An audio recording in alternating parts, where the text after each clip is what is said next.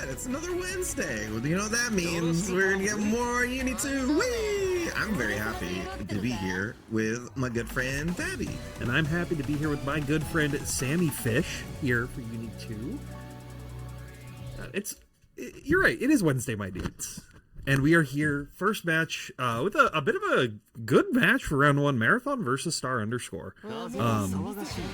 Marathon, I think, just had some recent success over in one of the regionals that happened over this past weekend, because there were like 4 of them, so glad to see them still getting the grind over that. But Star, obviously a very strong player and trying to show the ropes early on, but Marathon just take that drop. That's a bit unfortunate, but I can go for side switch, kind of just set up and try to be Uzuki on the full screen here. Star's trying to force their way in. It cost a little bit, but I mean, after the grid break, who cares? I think you kind of have to like get those opportunities to force yourself in, because Uzuki can just like stonewall you, especially right outside of the 2 effective ranges that Gordeau really wants to be in. But once you have him locked down in the corner like this, it is really hard for the Uzuki to get out. Yeah, little defensive options to speak of, so we'll just have to do our best holding down back. But that was really good. A little stagger pressure there, opened up Marathon, and that's the first hit for Star again. We'll see what Marathon wants to do. They are going to be able to find the Orie out, but Star not too concerned because the screen position shouldn't be too bad off of this. Marathon not getting a side swap, walks out of the Oki, but let's see what they do after the bomb. I just mashed out on it. Oh, nice, good conversion. Still making sure that we, all right, yeah, I was about to say, spend some meter, try to go for a setup here, try to see us to kind of mitigate the situation, but didn't get much out of it, and Marathon still finds it dead.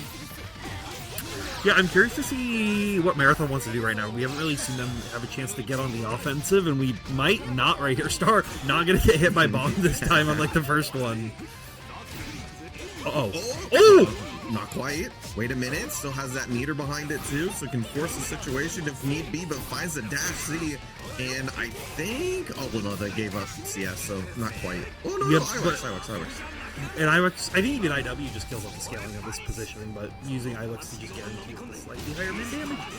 I am curious off that weird cross-up hit if Star like recognized that was going to happen, if 2-2B would have connected, because doesn't the like spin that he does after autocorrect? I can't think of like right now. Not quite sure, to be honest, because I've never seen it used like that. But it could. I mean, that sounds like Uni, which is why I think that like it would do that. Yeah. Oh, just like that's Uni right there, because we're low profiling the low somehow. Oh, that feels kind of bad. Oh god, alright, so set it full screen once again, talking about that range that Tabby was mentioning before, where you're like nearly 3/4 screen, but Star's finding their way in time and time again, so it's not become a huge issue just yet. Yeah, I think Star's really got to read that Marathon isn't like preemptively pressing out the ring, so they're able to find opportunities to dash up like that. Marathon, though, now getting a couple better reads with some of those coffin placements, but Star still trying to make that dash force function work. Yeah, got the side switch as well, so we're going to push towards the corner. Is that going to be enough? Are we building super? Yes, just enough to get the super and gets around. Marathon showing signs of life now, finally able to get some of these rounds on board, and now appropriately challenging some of those good buttons whenever Star's trying to actually run up. It's going to force Star to play a little bit more patient right here, and you can already see that with the blocks kind of going out, trying to use these fake assaults, but nothing's going to work. Throw gets teched. Psych still in the Star's favor. Oh, that trade sucks! 100 meter to get almost nothing, and Marathon will be pretty happy with that. Nice throw, though. Gonna be able to set item and try to get something going here.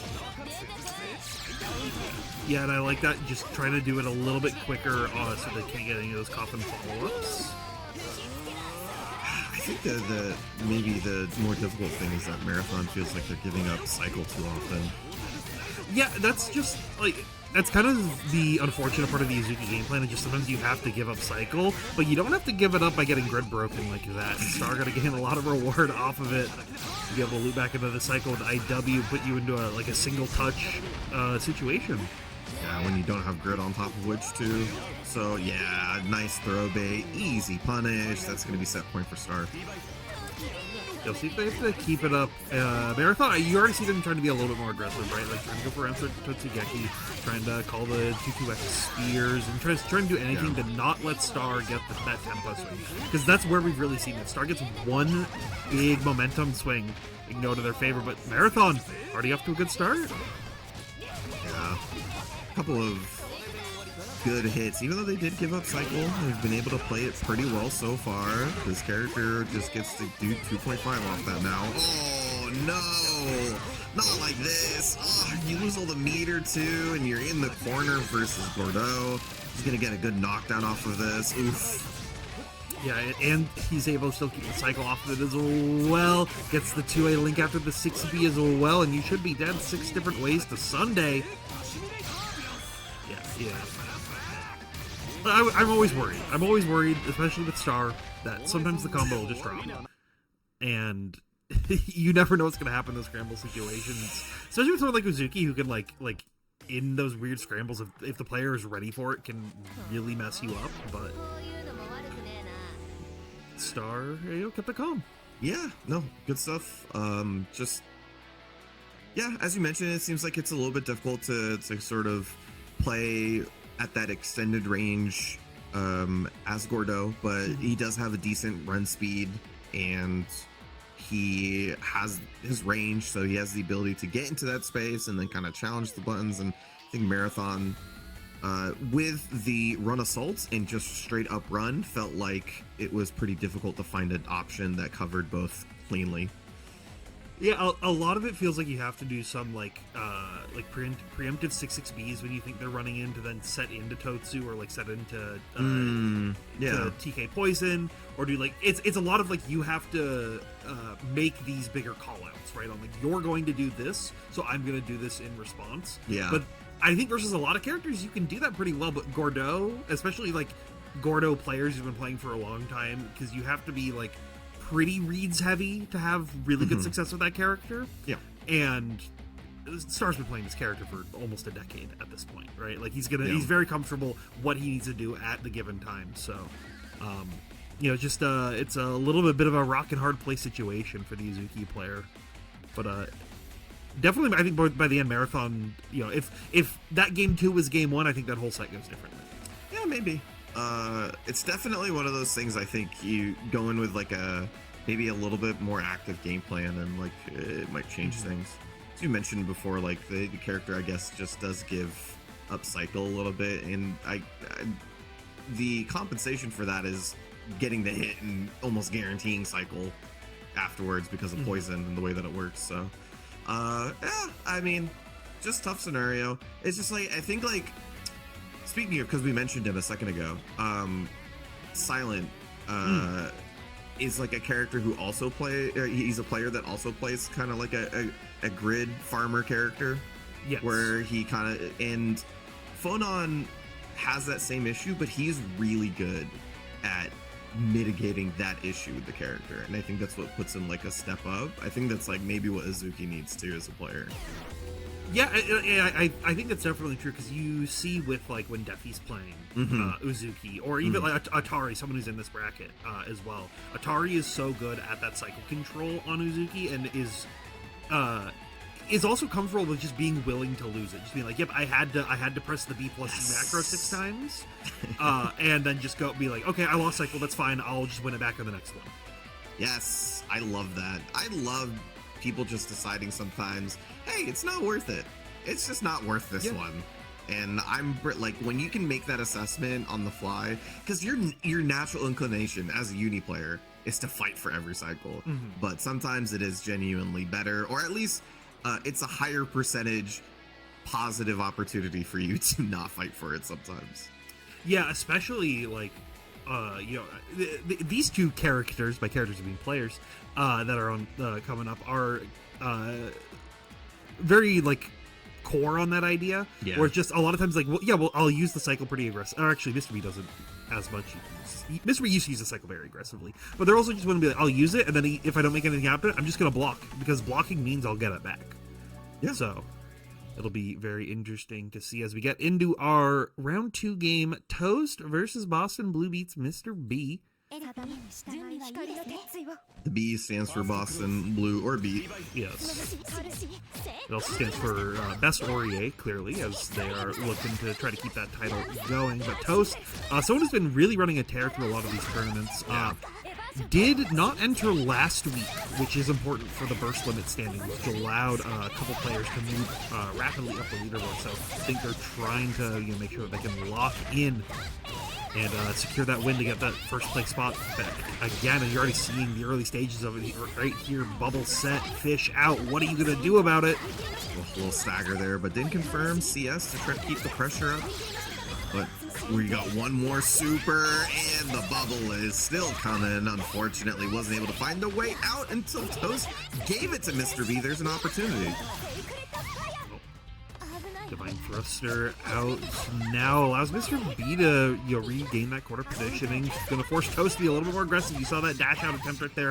I think maybe try to challenge with the 2B, but Mr.B just keeping the pressure very standard. Toast finding a good tech out, but you're going to die for that up back. Was that a throw to try to kill CS? Like, you just you eat the first D and then like you just grid break them? I think it's that, and I think as well with the grid shift, it might have like swung the cycle right over to your favor right at the very end. But I think it was just the timing was like 1 or 2 frames off to get that point. Yeah, definitely tough though, right? You do have like such a healthy life lead and then Toska's cycle. But once again, takes control. Very nice hit. And this should even up the life lead, but the super definitely on board here. See if Toast wants to use it on this one or the next one? Yeah, the next one. Yeah, there's no reason to dump it out super early when the life totals are this even. Right, like we were saying, you could allow yourself to have to, hold on to some of those resources. Mr. B, on the other hand, just cashed out 200 meter right there immediately and was not able to find any big hit off of it. Couldn't even utilize the plus frames, and Toast takes their turn back, takes the corner back as well, and Mr. B in a dangerous situation once again. Yeah, we get the setup, we have cycle now. Just keeps it simple, just goes for a simple pressure sequence, waiting for the bubble, and then comes in afterwards with the plus frames. Good stuff. Toast takes the first one here. Yeah, I'm always a big fan of Toast's, just like, they play the most like tournament safe play style out of like almost any of these bigger grinders. I do think that does cost them in some like higher stakes matches, right? Something that I've always commented, especially someone like OmniDeag, who's also in this bracket, is Omni's willing to get a little freaky sometimes, and it's in those highest of highs that sometimes you just have to go a little freaky, and Toast like won't 100% freak out. He's not the tongue's not out, he's not shaking the head. No, I fully believe that when you're going through, and this isn't to say anybody's level, I'm just speaking generally. When you're going through the intermediate and trying to get to like the advanced level, aka you're trying to go for like to get to the highest spots of the tournament, like of brackets. You're the being super solid usually ends up winning because like you're punishing mistakes more often than not. Yeah. But once you get to the super highest level, I'm talking like you're reaching top 8s at the big tournaments, you're gonna have to do something stupid every now and then because it's unexpected. And that's just the way that fighting games work. But it's that fine balance of finding out when you can freak out and when you need to lock in. Right now, Mr. B, though, trying to lock in right here after that first round. Went over to Toast. Just keep the corner pressure a little bit more stable. And this looks like a little bit more of that traditional Mr. B game plan that I'm more used to, but Toast still finds a good opportunity to press out. Being able to go for the side switch as well, just goes for a simple pressure sequence. Once again, doesn't use the super until we're going to get into the corner. Now we have the lead and the meter. We can also guarantee the cycle with this, so big buff here. Yeah, which it does force a CS spend on Mr. B, so Toast had to be a little bit more hesitant with the bubble Oki, so you couldn't get any like real scary of that high-low or that strike throw mix off of it, but it does not matter. You're still locked down, bubble plus frames, TRM to the corner as well with the full throw combo, and Toast doesn't even need to spend meter to close this rank. Yeah, Mr. B, I do like that Mr. B spent it just like, well, I'm not going to win sight when I lose the CS, but at the same time, it's like, you don't want to spend it like that. It feels bad. That also feels bad. Yeah. Extra percentage damage on top of the 200% already for you. You might literally just eat 2 Oki sequences and lose now. Yeah, but didn't get bubble Oki off of it, so has to utilize CS right here to keep that turn going after a little bit of a reset right here. Bubble on block, but you're getting TRM'd immediately as it's coming down. Water Carmine in full effect here for Toast. I do like that they took the throw though, right? Because it's 2 solid hits until you die, but the throw will scale it, and they have so much meter. Like, you just need to get out and you have your opportunity. Yeah, and you're seeing them try to get that opportunity right now, right? A great run-up. A lot of people just kind of hold the fish as it's coming back up, but Mr.B recognized that they couldn't allow them to control that screen space. Force function does connect, though, for Toast. And Mr.B looking like they are almost going to be out of this. Yeah, just keep it simple. 3 buttons, and we're done. Toast is able to take it 2-0. Toast showing that they're the hardest working undernight player because everyone else can't hit 3 buttons. It's crazy. Oh man, it's lost art somehow. I don't know what happened, but it's everyone wants to stunt on people, but you know what stunts on people? First place. Yeah, round wins. Round wins, yeah. Lit squares on the top of your screen. That's what you want. When you have that pink square in the lobby, that's how you know what's up. All right. Excellent stuff. That's going to be Toast moving on forward. They're going to be fighting the winner of White Gengar and Jack Oat, who White Gengar beat Ryojin 2-0. Oh, so wow. I'm not super familiar with White Gengar. It's a name I've seen in these tournaments. I just don't think I've seen their game plan. But if they can get through Jack, we'll get them on stream, and that'll be very exciting to see. But in our current time, we're instead going to be seeing NegaReaper versus LuFL. Oof. This is potentially volatile. Yes. Also, hold on. Reaper's name is Punk the Grid. That's really good. That's really good.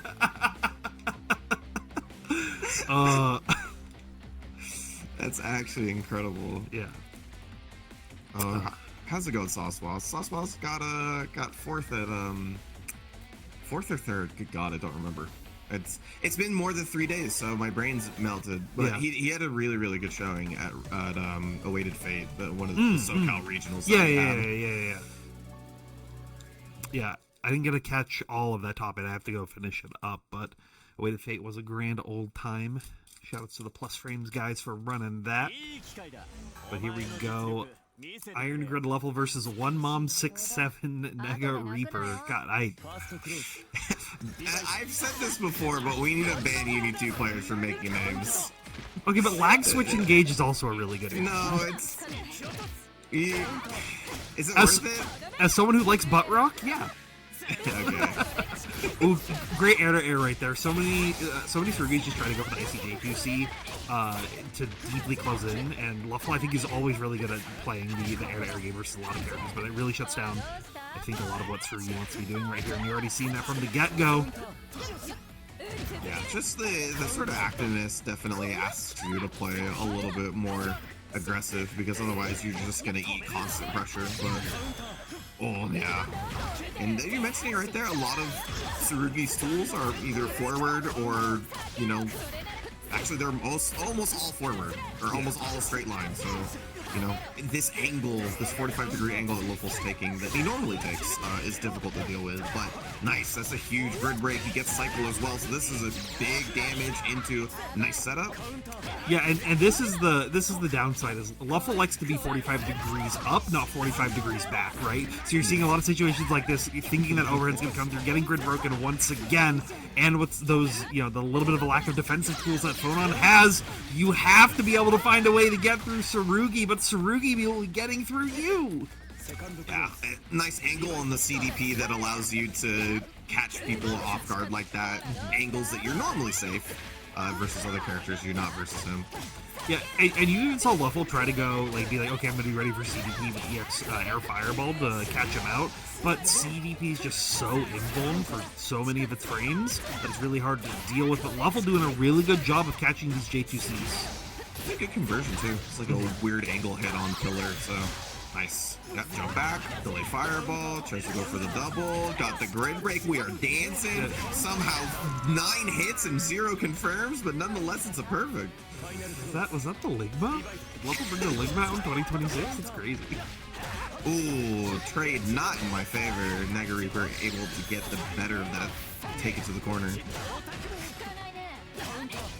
But Reaper has been just getting blown up by a lot of these reversal options again and again versus LuFL in this round. So I like the hesitation right there, but LuFL was already prepared to just be like mashing 2B as soon as he saw anything but a meaty come out from Reaper right here. So I hit him with a double. Very nice. NegaReaper finds their way in. Gonna win cycle 4 too, which is pretty big. And being able to maybe use a super here for the good knockdown. No, we're gonna try to save it because it's gonna give us a kill possibility if we find the hit afterwards. But nope, plus frames. Wait a minute.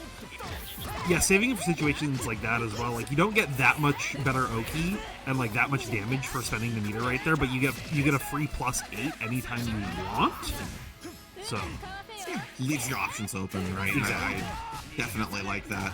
So a bet on yourself, but gonna clean it up. Gonna want that meter. No, not quite. Oh no, I looked at the grid wrong. I thought Reaper had grid for half a second. Just like. So that's on me. That's on me. You're definitely still alive, and LuFL gonna take all those chances. Finds a good side swap as well with holding up forward out of the corner. Script might be flipped, honestly, because he has cycle and has the meter behind it. Nice. Yep. Ooh, confirm. Keep it tight, LuFL. No! 10 seconds left. 10 seconds left. Send it. Send it. Send it. Send it. Send it. Send it. Send it. Yeah. Do your best Red Blade impersonation, Reaper. You got this. It does not matter as long as you just keep it gapless. You don't allow it. You have the life lead. Oh my goodness. That's unfortunate because that was a 200-meter build. LuFL was probably going to be able to attack IW towards the end of that. So unfortunate. Yeah, I mean, like that's just like we were saying in the last game. Tournament stable combos, doing the easiest thing that leads to round wins. Yeah, a lot. I do this a lot in fighting games too, where it's like you kind of choose your own difficulty level, right? And one of the nice things about Uni is that if you're not playing at the super duper mega highest level, usually dropping that 100 damage for more stable combos doesn't hurt you. Oh no, even at the highest level, like we saw BigBlack win how many tournaments just doing the same 4-2 combo? Yeah. Right? Like, that's true. I just mean like the only time I really feel like you need to optimize your combos is when you look at multiple games and go, I'm losing my 50 health. Yeah. Right? Yeah. And then optimize your combos. But until then, like, yeah, just make it work for yourself. Reaper right now really making it work right here. Should be able to set up. Are you to spend any or no? Just strictly wants to save it. Looking for advantage to find the 2-6C, potentially CDP to get out of the, to force LuFL in the corner. 2-4C. I don't know. There's a lot of options, but we're using none of it right now because LuFL quickly finds the hit as soon as that pressure sequence is over. Forces a VO from Reaper. And we're gonna get locked down once again. But LuFL trying to shield the cycle, but you're gonna get open by that 6C. Oh man, and the VO increased crit gain also gave him cycle, the damage from the VO. Oh my god. Oh, that's such a big boon. And now Reaper has the CS. Kind of wasted it a little bit, I would say. Maybe could have held it a bit longer. Now LuFL 200 meter, there's definitely a chance after the cycle goes in his favor. Just needs one big hit, creeping edges out of the pressure seeking field, just don't want to hold any of it. And gonna snipe the 2B with the landing recovery up to the J2C right there. As long as you keep it tight this time, LuFL. Finish up with the IW, you should be able to kill. Okay. Very nice. I feel like we have gotten more IWEXs in 3 games than I've seen in like 10 tournaments. I still routinely forget, like, oh yeah, combo into IWEX, because like it's not a thing that happens super often, but it's so a lot of it is for the like legacy players. For most characters, IWEX min scaling was worse than IW scaling. That's true. I forgot about that. That was definitely the case with Akatsuki at some point as well. Yeah, I think it was every character, but like. I think 1 or 2. I can't even remember them at this point. It was always worth scaling, so people just never did it, and that's kind of something that's kept going throughout Undernight's lifestyle, but I'm glad that we're seeing a little bit more here to guarantee some of these rounds, and LuFL guaranteeing the hit right here will be so patient with some of these lows. Okay. Well, returns the grid break, so that means that NegaReaper is actually just gonna get it, and he's doing dirty net play tactics, unfortunately. Look, you gotta do what you gotta do. Also, this is how Reaper plays offline as well. It works just the same, okay? Like, it's not just that play. Okay, maybe one informs the other. I don't know. But, oh, wait a minute. The trade, that's so good for LuFL, able to get another lease on life. Yeah, but Reaper still has the life lead and can take a couple of these stray hits to try to work their way in, but they can't take too many. That one's just too much. LuFL has CS as well. Yeah, I think that was a failed dash block right there. Just the 2V check, or maybe trying to punish a 3C recovery. I don't know what. LuFL taking it, now sitting match point once again, popping install on the last moment. We haven't seen it just yet, but we will see the 6FF anti-air. Yeah, I love just the FF right there, because you can hold it and make sure that NegaReaper falls into it for the entire LuFL. With the advantage here, it's kind of a weird grid situation, so we're just going to spend it. I like that quite a bit. Just try to get an advantage here. Yeah. And just like you were talking about earlier with Phonon, she's a bit of a grid guzzler and just gave 7 blocks out of that situation over to Reaper, which has now allowed them to keep Celestial. He has found 2 hits in a row, and that bonus damage is adding up. You just like W here? Oh. I felt like IWCS was the play. Now it wants to save it right here. Not going to get that meter refund. Won't be seeing that extra damage either. Still could be able to find one more kill if they can get an overhead to connect. But LuFL finally figured out how to stand block. Oh, but he went low! No. Oh, God. But that was all of NegaReaper's, like, resources, right? Yeah. So now they have nothing for the actual kill. And it's flipped. LuFL is actually the one with it. And after this hit, this is going to do big damage. And then you have a great setup afterwards. Yeah, LuFL not opting to go for IW either. Still popping that CS as well. No meter usage just yet. That was sick as hell. Oh, the frame 1 IOX activation. Dude, that was planned. That was calculated. Yeah, that was the most I'm doing this that I've seen in a while from LuFL. Oh my goodness. Excellent stuff. That's going to be LuFL with 2 IOXs to move on forward. Damn. All right. Now he just has to get through BigBlack. Easy clap. Easy clap. Easy clap. As a report on some of our other games that are waiting in that top 16, it looks like from the previous match, OmniDeag versus StarXUnderscore will be one of our top 8 qualifiers, as well as Toast versus Jack Oat. Which that'll be... Toast and Jack, I feel like, have played a lot recently. And it kind of goes either way, so that'll be very interesting to watch. Okay. But our last match, at least in our winners round 2 section, is going to be GaryButternubs versus Moth. This will be exciting. Yeah, we'll see how this one goes. There's always the X factor, of course, but well, I believe they played. Yeah, so Gary and Moth played last week, and it ended up going Gary's favor 2-1. Okay. At least I believe I remember that correctly. Yeah, and that was in that was loser side top 8. So seeing them both a lot earlier in the bracket will be very interesting to see, because Moth tends to play like. Mika as a whole is you kind of have to like scramble a bit, right? I think that's where she really excels, is forcing herself to be in situations that are very ambiguous for the opponent to actually like handle it. But Gary is really good at like playing in that scramble. I think Hyde especially rewards that. Yeah, there's a lot of tools that Hyde has that are not only extremely active but also just cover great spaces, like 5C, 6B, just like these things that like have great in front of him, hard to deal with, annoying hitboxes, and then you're here. Yes. Yeah, and you're just in the minus frames dimension, figuring out how do you actually get out. And you can already see Moth just having to be very patient and having to hold all of this. Gary still able to maintain the cycle as well out of it, and even if they couldn't finish their combo, this next one will kill. Goes for the empty low on round 1. Oh, no, cut it short. I think maybe could have extended that combo long enough for 200. That's what I thought the plan was, but nonetheless, we'll play it safe and take the 100 to the next round. Yeah, it puts you in 100 into a strike throw situation versus the best strike thrower in the game, so it's a pretty safe spot to be in. See Pizza coming through now. Moth trying to creeping edge out, just wants to stay in that mid screen for as long as possible. That's what they say. Great cycle control from Gary right there, knowing that they can use that CS very effectively. Moth trying to steal it back, but the VO's not going to work out. Yeah. You try to make this combo extend for as long as possible with C-Tatsu. There you go. You try to reduce the veil off timing as much as you can. And then the staggered 2A, I love it. Not only dealing with the wake-up option, but also pressing buttons right as veil off timing comes off. Turns down.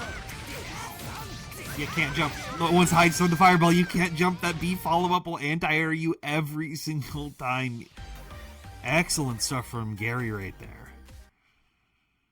Yeah, good stuff. Good structure to how they approach that round 2 as well. I love to see that. The last time was so weird as well because it was B follow-up, but it auto-corrected, so it hit the backside of it, and it was so weird. But Moth, a player who does not let situations like that get to them. You already see them walking down into the corner, had a little bit of a drop right at the very end, but they tried to use an opportunity to find a big counter hit, but couldn't get the full confirm. So Gary now getting a counter hit of their own to quickly try to even up these life totals. Fireball could have messed up his own combo. Unfortunate, but still picked it up afterwards. Gonna get cycled to turn over for them as well. I was gonna say, do we try to go for the corner, but we dropped the combo entirely in the same spot, actually. The mix, but nothing crazy right here. Green shield coming through, so you're gonna get counter hit. No grid break, just Dark Cliffs out, doesn't want to have to hold any of this. And this was a big thing that we saw from Gary last week, is Gary was just, as the set went longer, just always holding 100 meter to Garthur's Moth out. Didn't want to deal with any of the Mika shenanigans, just wanted to reset to where Hyde plays best. You can see just down backing to win the cycle right there. Yeah. Just waits for the moment, immediately spends it. Now it's 200, so that's either 2 pressure resets or just trying to hold it for a rainy day. As you mentioned, Garthur's also a big deal, but gets the air to air. This is going to be set point. Yeah. As the set goes longer, that 6C air to air is going to be very beneficial. As you're not getting like the biggest reward off of it. I love this combo. Sorry, I have to say this feels like a BlazBlue combo in Undernight. It's definitely a pretty unique one, right? There isn't a lot of like re-jump combos in the game in that same way. But gets the side switch. Yeah, easy punish there with the screen freeze. Yeah, I like the decision as well to go for Tsurugi just so that Moth can't try to 60PC out and invul through it. Just keep the input and guarantee yourself a hit. It's going to lead you to a situation once again like this where you have to hold strike throw versus Hyde Keto with CS at 1 health left. And that's going to be Gary with a quick 2-0.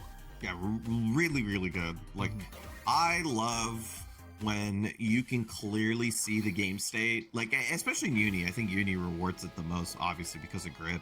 But, like, when you can see the players understand the game state extremely well and structure their game plan around it, it's like, this is the game that just benefits so much from you to be like, look at a game state and be like, what do I do?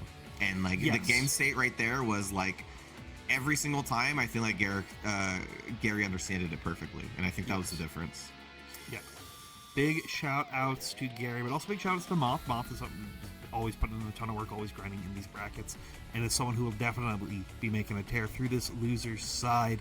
But Gary will be moving on to fight Boltstruck for that last winner's side top 8 spot.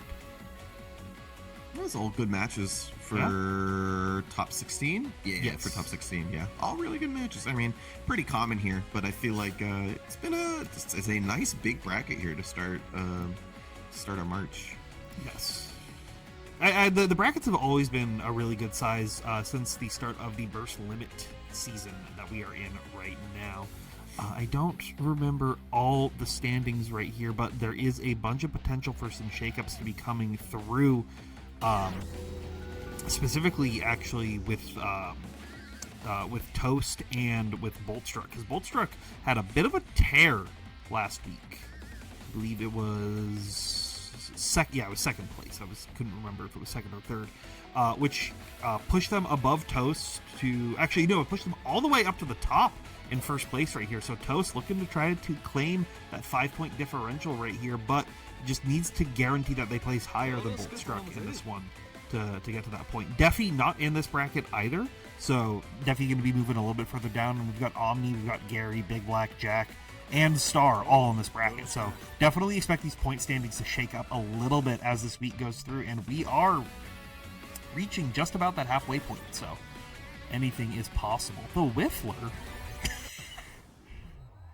he's back. He's back indeed. And he's on an Ogre. Yeah.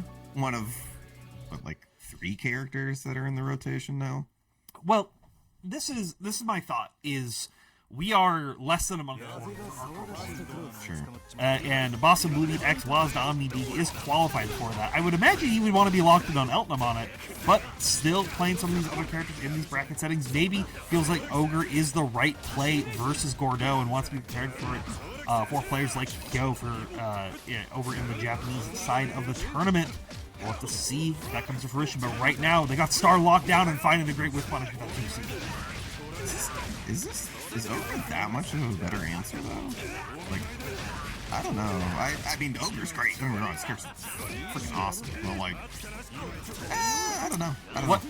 What besides like guard thrust and VO and these like general systems level options, what does Gordeau do about blocking?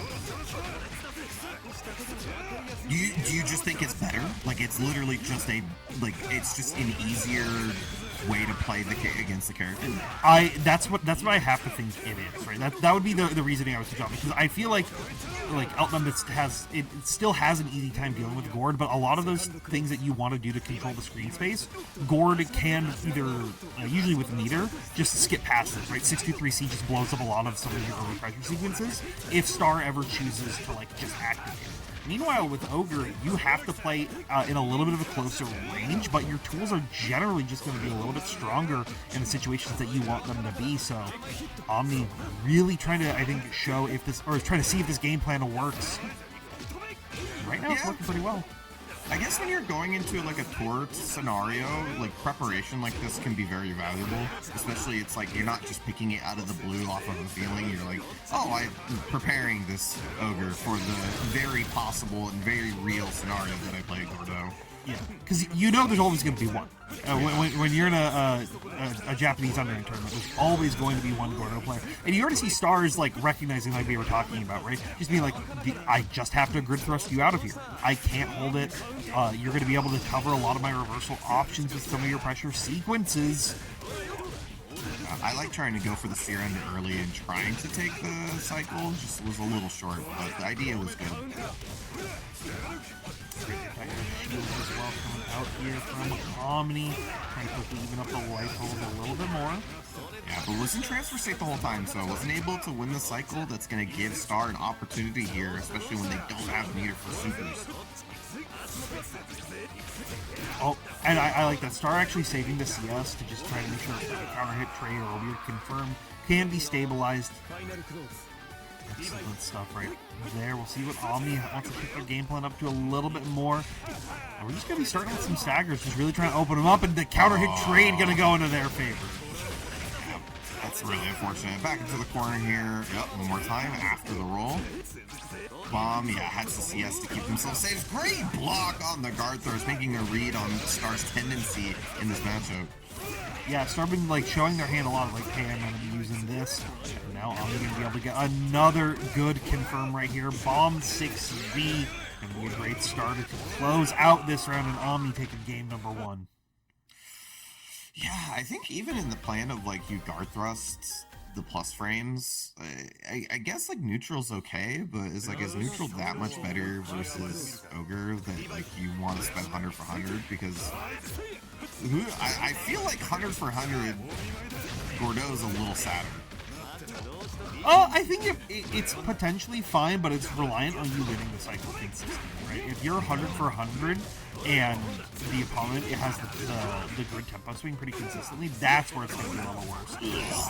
But Star looking really confident right here. Had that great opportunity to find the throw to tech out of bomb and not deal with the explosion right there. Immediately with the grid break following after that confirm as well. This is a great situation to be in. Finds another good counter hit. Yeah, just well timed on the 2V, making a good timing read on his opponent. Attack on the super once again. Get a great knockdown off of this to try to go for the closeout. Full second hit on punches. That was so unfortunate. And it's going to give him an opportunity. He has 200 meter and cycles in his favor. Guy just has to hold this bomb. Goes low, low, low, high. Star not ready for it. Omni does have the cycle. Oh, the steer ender didn't confirm, but 60 CS should be enough to close this round out. Even without spending meter. Okay. I don't think he did all that, but you'll get it back, so sure, why not? You good, Omni? You good? 2-3-6, you would have killed it. Yeah, almost guaranteed, right? Like, I don't imagine that there was any such world where it doesn't. But, hey, you know what? You'll get it. It's UNI2. You'll get the meter back. Yeah, it's UNI200 meter. Yeah, that's... Alright, yeah, BDP out of there, especially with the grid break, right? You want to give yourself some room to recover that. Yeah, and you've been, like, pretty respectful of Star, and they haven't shown anything too crazy throughout the set, so starting to challenge the BP as the set goes on. They definitely increase that mental stack. Good text right there, and finds another opportunity to run up throw, but we'll get our run up throw of our own. Both challenging for the corner here. Star takes advantage, yeah, and it's going to get that kill here. Trying to stay alive, one more set point for Omni. Yeah, I like the delay 3C to catch the delay tech right there from Star. Utilizing a lot of those active frames at the very end, so he's able to catch Omni's Oki, but Omni doesn't let that last run get to them knowing, I got this, hold this bomb. Yeah, that's going to get them cycle as well. They're going to spin the super here, and it doesn't matter because they just have another one already ready to go. Star was looking at the delay tech, which allowed Omni to pick up that red beat, but mix up City once again. What can you do? Well, you're going to get an opportunity here, especially after the CSM, is you have cycle, you have meter behind it, trying to spend your resources here, trying to find the hit, but there's some good blocks on me.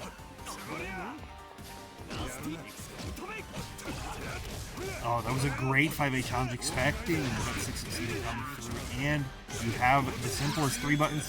We added the 236 BB in the middle to just guarantee it and stabilize it, and that's going to be OmniDeag moving forward 2-0. Yeah. I think even maybe in the case where it's like, this isn't necessarily like the best thing in the world, like that's just, you know, if you're going to prep a matchup, it's like you could prep something a little bit better. Like that looked pretty good. And like, as long as you have a game plan that like you're prepared for, that your opponent is not going into a tour scenario, like that's totally a cool thing to prep yourself with. Yep. Yeah, should it be very, very useful should they choose to bring it out. Because there's also the amount of times we've seen people prep side characters for specific matchups. They lose game one and they go, nah, I'm going to my main. Yeah, that is, so, I mean, it's good that you're taking it to tournament. You should, like, if you have those plans, you know, nothing's guaranteed. Sometimes you go down. Yep. But now let's move on. We got Toast versus Jack, and so this will be a very interesting one because I feel like, oh, sorry, go for it. No, you go. Oh, I just think that like Toast as a player is like really patient, and that could be potentially like a really easy attempt, or a really good opportunity for Jack to get started. Yes. As well as Toast is just a little bit more hesitant on pressing in some of these situations, right? Like, you're seeing situations like that where the overhead is able to connect because I think Toast is just waiting to see what you do on the ground and waiting to see how you develop your game plan, and Jack can gain a lot of momentum off of that throughout the set. And that's always the scariest part about any player, especially one players. And especially versus Wald, you kind of have to press on the character by design. Like, he has pretty high frame counts on his normal, so like you need to find those gaps and have the right option ready. And this is another one of the things where we, on paper, I'm like, what does Wald do in this situation? But 2B actually covers a lot of good Abare options coming up from the Wald, but I think Toast has recognized that, seen from some of the previous sets that Jack has been playing, and is now just going to stay a more consistent pressure. Don't give them the opportunity to even think about pressing anything, because as soon as it does, it's Fish City. Try to run the game once again here. I think I would actually like to guarantee it, but Toast, a lot of confidence there. I think most players would have supered, but want to take it for the kill here just in case. Yeah, very nice. Yeah, just had to make sure the Guts Crush came out. Wanted to guarantee nothing could screw up the scaling right there. Oh, nice. So that was like all the meter though, so kind of a rough situation if you don't get this OT sequence to work out for you. That was like the latest 3B possible. That barely hit Jack right there. So good timing on Toast and good on them. Should be able to continue to loop this pressure sequence. Now, Jack finding the 720C out of here, saying, "I'm good. We're not dealing with this. Let me just reset. All right." Oh my god. Alright. Right as the cycle turned over, so very good timing on the CS because there's definitely people who would have given up cycle by CSing slightly too early. Oh, we're out! Very nice! Yeah, clap as well to destroy the bubble. But the overhead's not safe like that. If blocked, no meter, no CS to keep it around, and Toast will be taking that round. I like the idea too from Jack, right? It opened Toast up earlier in round 1. So it's like, okay, this is something that I might be able to sneak out. I don't have any resources, so it's like maybe it's harder to read in this scenario, but it had a good block from Toast and closed it out. See, there we go. 2B coming out in some of these stagger sequences from Jack. And they were so close. They were so close right there, but Toast had the great spacing. Keep themselves out and keep them safe. Yeah, that was an incredible whip punish. That was really, really impressive. Now we're trying to start the game again. Nice rollout from Jack though, back to mid-screen. Still gets hit, but at least we're not trapped into the corner here. The block, 6-6B gonna turn the neck right there, but Toast couldn't find the full confirm. So Jack just gets a little bit more patient. Tried to body splash CS, but unfortunately it wasn't going to work out. Toast just staying right outside of Jack's effective range at any given time. Red beat combo actually gonna give him the Oki, but the 720 or 360C actually, not 720. And during that was actually able to get cycled because of the forward movement of the move itself, so got really lucky, and that is a really nice FF to close that out and give him set point. Jack was looking for like a reset after that combo as well, and the way the Toast just prepared as soon as they see that they are able to tech out, taking the force function in action, but Jack, realizing that they are one round away from losing, just going full on aggression right here, and this is what you want to be seeing from the Waldstein player. Very nice, good confirm as well. We're going to CS here.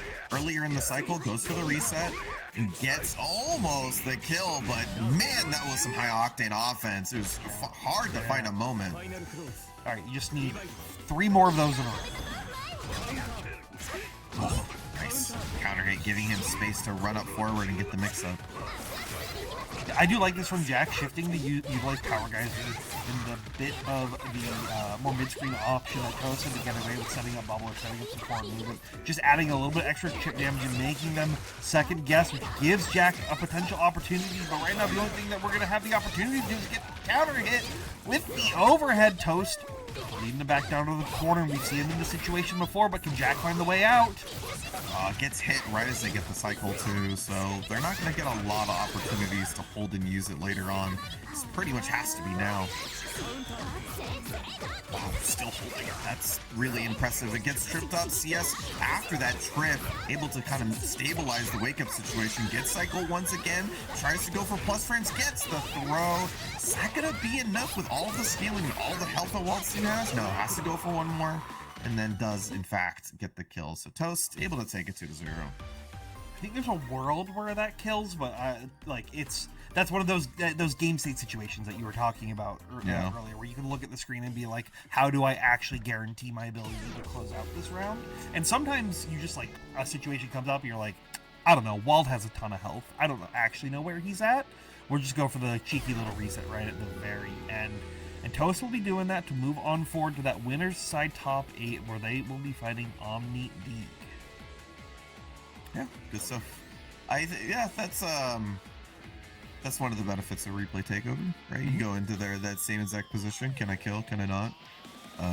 But like you were mentioning before, Toast plays an attempt at a very consistent play style that he can count on.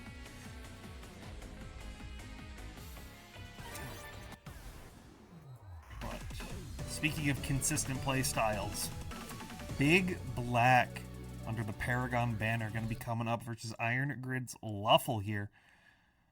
Both of them trying to see who gets the opportunity to fight Boltstruck on the winner's side of top 8 right here.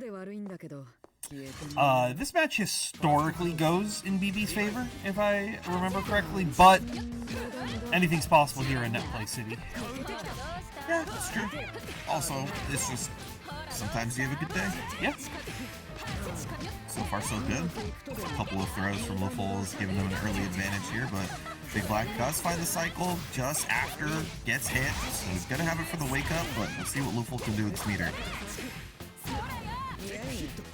I really like that delay on the fireball right there from LuFL. They were trying to find the opportunity to see what BB was doing afterwards. Unfortunately, BB had even right then play just a little bit longer. Gets a side swap, blows him up with the increased 3C for the overhead. Now it's looking very dangerous. Yeah, gonna set up here. Oh my god, how'd you get Celestial in the combo? How is that supposed to work? Just to get it by blocking. What is going on? Oh, wow. What a button from LuFL. Is able to get out of the corner. Has 200 meter. I think Iwex kills? Oh, well, I mean, you know.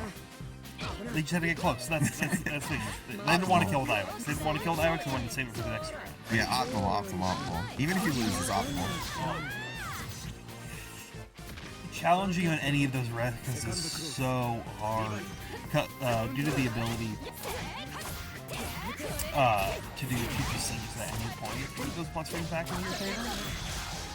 Yeah, just it's especially round end situations, right? You're always going to expect somebody to try to go for that, but gets a grid break here. Definitely an opportunity to pull it back.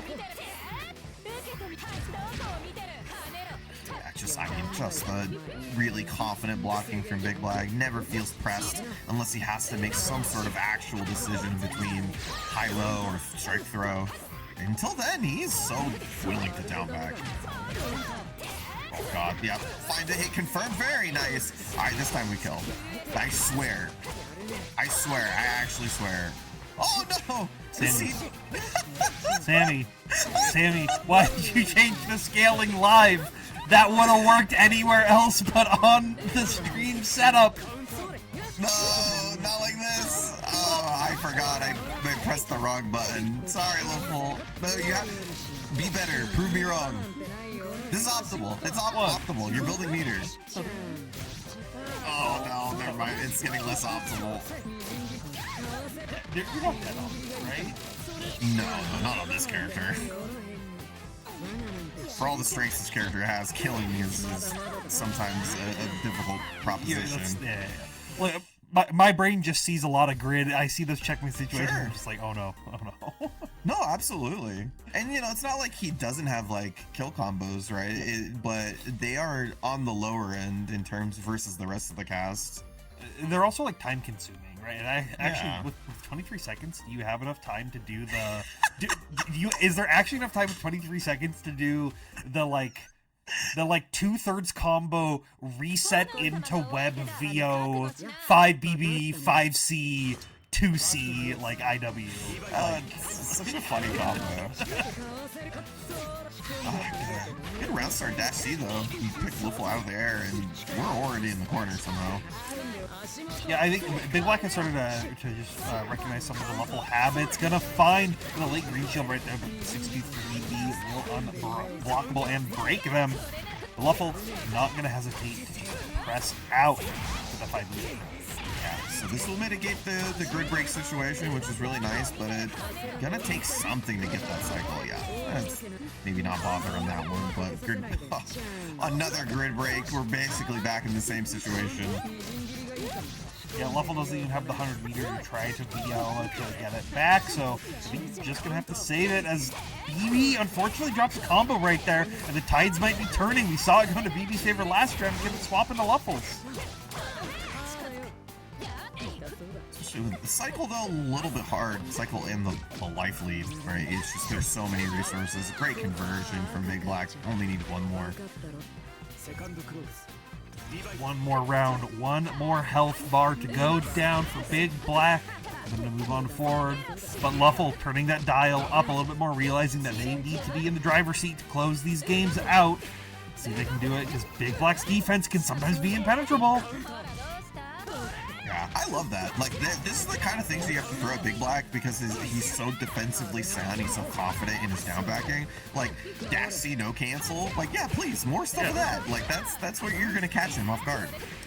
The scariest thing to a high-level undernight player is doing nothing. And you can see that, like, as soon as LuFL started doing slightly too much right there, BB found the opportunity to get the anti-air shield, and it looped you into Spider Jail. Yeah, because if you're constantly doing things, like, the best players in the world kind of have already mapped out what's going to happen next, so they're confident in what they're going to see. But you throw them something for a loop, they're going to start questioning everything, and that's where you start getting the openings.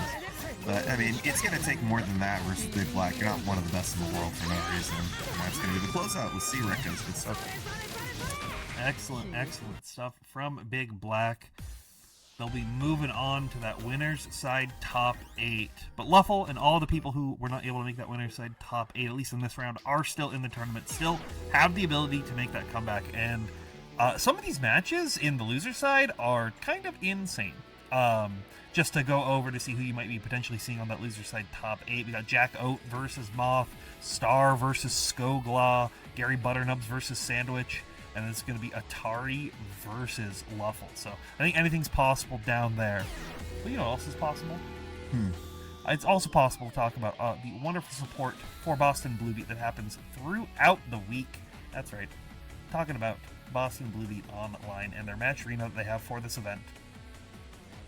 You can use !Matcherino, claim all those codes. There are 38 codes left. I see my code claimed there. I see that Jushichi claimed a code. I see Sauce Boss and even White Gang are claimed codes, but Sammy, I don't see that you could claim the code.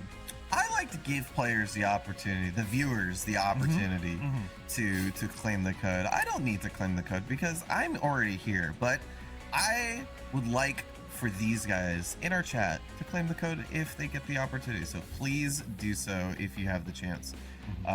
Claim one of the codes. I will claim one towards the end. I will be the 50th if need be, but I'd rather not be. I'd rather you guys do a little bit yourselves. Absolutely. Yep. And if you're, while you're there claiming those codes, you also feel free to check, claiming those codes as a part of our weekly Boston Blue Beat Burst limit right there. We gotta, like we're on other plays, we gotta option select sometimes, you know? This is running February 2nd through April 8th. There's 10 weeks of ranking battles. We're on, like I said, we're about just about halfway through. These happen 8 p.m. Eastern Standard Time on Mondays, Tuesdays, and Wednesdays, featuring BlazBlue Centralfiction, Guilty Gear XX, Accent Core Plus R, and UNI2. The burst limit leagues are a points-based system that lead to a finals for all of their respective games. And the winner of each of those weeks, or after those weeks, the top 8 go in the finals. In the finals, the winner of each of those get a travel, hotel room, and event registration fully covered for Boston Blue Beat Beach episode. Yeah, really excited for that, obviously, because 2 of my favorite games are a part of it. So I'm really looking forward to what that's going to bring. Yeah, it's always a grand old time to see that, as well as, like I said, with Boston Blue Beat each episode that happens, it's one of, like, no bias, not even just all the commentary, literally one of my favorite events to watch every year. It is a super stacked event. It's one of the like, most traveled to events on the East Coast right now, even, I think, at this point. It's crazy. It's a sick event. If you want to play games like the greatest fighting game of all time, undernightinbirth 2 System, Celes, BlazBlue Centralfiction, Melty Blood, Extra Skin, Current Code, Sailor Moon S, all the Guilty Gears not named Iska, Grand Blue Fantasy vs. Rising, there's Street Fighter 6, there's Tekken, you name it, it's here, most likely, in some capacity. They got 2XKO. Sign up now. It's going to be July 18th and 19th at the Westin Waltham in Waltham, Massachusetts. And there are side games. I believe Virtua Fighter's there. Persona is there. I think there's a couple other games I got announced as well. I can't. There's too many games. It's impossible to remember them all. Y'all are crazy for that, by the way. Yeah, you guys, you all know you can just run like 4 games. No, we have to play our party games at every event. We have to play Persona 4 Arena Ultimates. When are we gonna bring it back? Bring it back to 1.0. Dude, the real party game. That's the real party game. People might be happier. I'm not gonna deny. Yeah, for like 2 weeks, and then they're just like, oh wait, I forgot. No, Chie is in this game. Dude, she's more of a problem now. Okay, anyways, I don't believe you. I don't believe you. 2.0 is the nightmare dimension. You haven't. I would rather Chie 100 times over a Shadow Yukari, which I'm dealing with a Shadow Yukari tier character right here with Boston Blue Meat and Wazki's OmniDeag playing Eltnum. I am so scared. I might have to do some research. Oh god, very nice. It's a great conversion, by the way. We're gonna get the side switch as well. Boom, boom. Do one more time. Boom, boom. Full reload as well. Full grip of purple bullets. This is a very scary spot to be in. You are one touch, either strike or throw away with this CS. Toast with the confidence to find the opportunity to wreck out.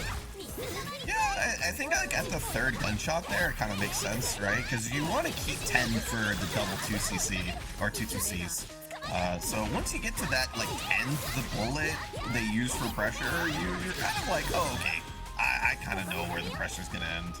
But is it not worth it to just cash it out early enough, right? Like they were at a throw in a 5A away from killing right there. So maybe it's potentially worth to try to send out more of those bullets, utilize some more of those plus frames. Maybe now that we've developed that Toast will press there, it's definitely a possibility. Are you saying? Oh god. Are you saying we should move up layers? Are you saying we should go for 6B because we understand where the shield's coming through, so we can get a grid break right here, and we can AAA reload? Oh no! Go for okay, what? But yeah, that didn't work out, unfortunately. So Toast's gonna get out of the corner. Gonna be able to side switch as well. But Ami has cycle. Okay. Alright. I mean, you know, that is a wake-up option.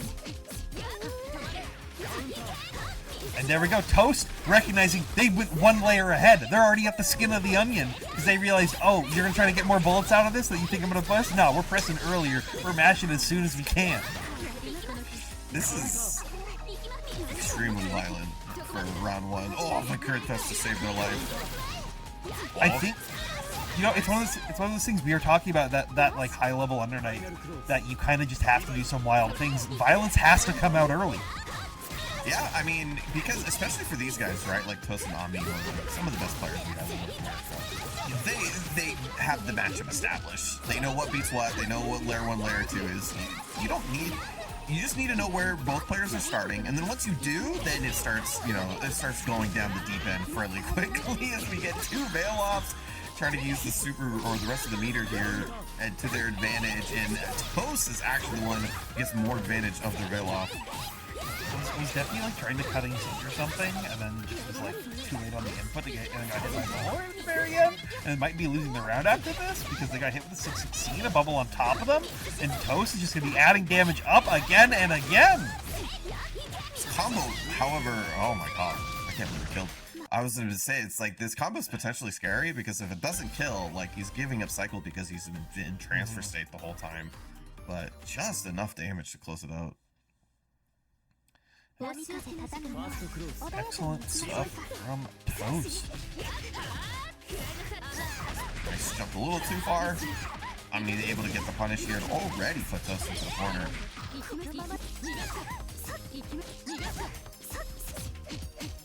Alright. I'll be staggering out just a little bit more. Gunshot CS, the classic right here, recognizing how Toast wants to be pressing a lot of these situations. Now going to be getting full advantage to deal as much damage as possible. Plus frames, shielding not going to save you here, but a CS force function might. Yeah, and then take plus frames with the dash, trying to get out of the corner here. So great dead space. isn't able to confirm a couple of these little hits, but does get the snipe, and that should get the game started for Toast, especially now that they have the cycle. This potentially could be a scary situation for OmniDeag. Oh, now it is. Yeah. Yeah. Iwex? A lot of damage. A lot of damage. I don't know if Iwex... No, Iwex doesn't kill right there. It's too much. But the one more reset afterwards with the bubble Oki will be enough 200 meter and CSB damage.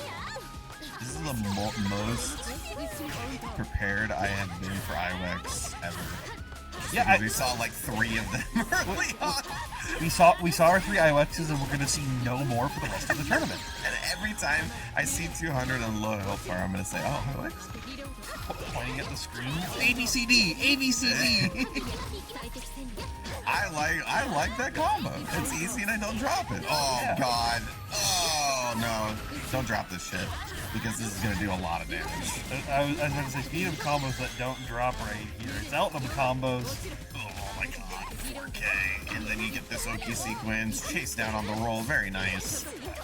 Can't afford to roll because they have CS as well. The world is Omni's oyster in this situation. So that's a lot of pressure that they showed kind of right at the get-go. That's a big grid break opportunity for Toast right here, utilizing the 60 as they're trying to shield out of the bubble pressure. So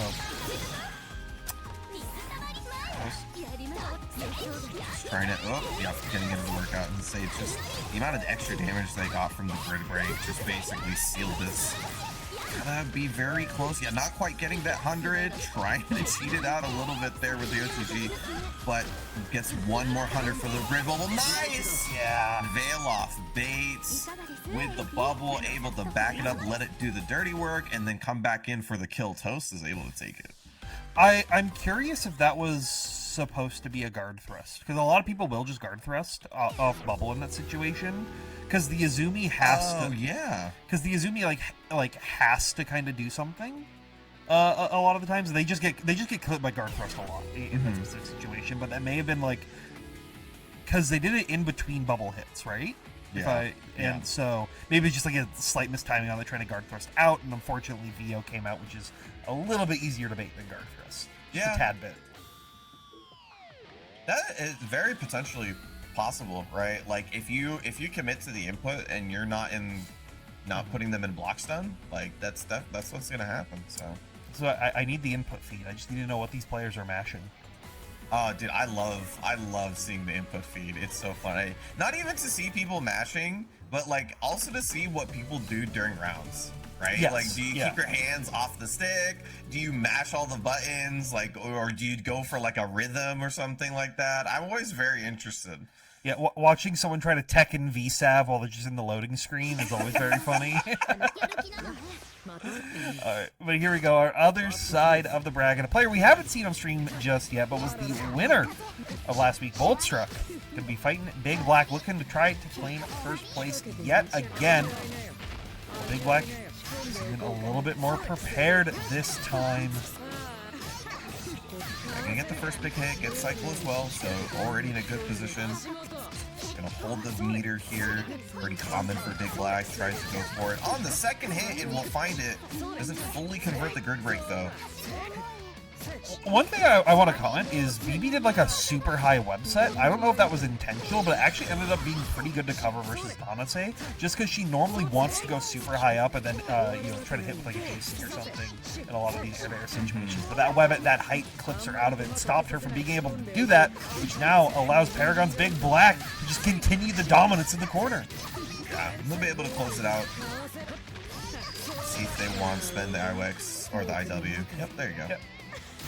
I think you have to, because, like, sure, you're at 200 health, but Nanase is such a snowball character, right? Sort of like Byakuya is, where if she can just get a couple early hits and lead in some good OT for a character that doesn't have the strongest defense, like Byakuya, she can really make a mountain out of a molehill. Yeah, especially with the 200 meter, right? Like, it's just easy looping offense. It's extremely strong, and this character, and definitely Bolstrock on top of her, she's very adept. So, oh no, 2-2A kind of whiffed in a way that I don't think Bolstrock expected, and pressed the button a little too late. I'm not even sure BB was 100% prepared for it right there, but still able to find the pickup that they were looking for. Not able to find the web oki out of it, but resetting to mid-screen is still a comfortable situation for the Byakuya player to be in. Good run-up throw, tosses him back, will run you down to the corner. CDP gonna connect. Yeah, but still in the corner here. BigBlack able to win Celestial. Just gets stripped immediately with the VO. Good timing for Boltstruck, who unfortunately gets hit once again. It's gonna be pretty close. Maybe if he can get the combo to extend long enough to get cycled. No, just short, so we have to go for regular super. Wait a minute. No, You're yeah, you can double web or you can triple web all this. Okay, alright, the penalty actually kind of killed it a little bit, unfortunately. I think Triple web would be very funny. If he got triple web, that would have been hilarious. I think he may have been able to kill if he just did double web and then into the VO routing. Yeah, probably, actually. But look, we've said would have been funnier. Triple web, triple spider jail, triple web would have been the funniest thing on the planet. I love UNI2. What a funny game.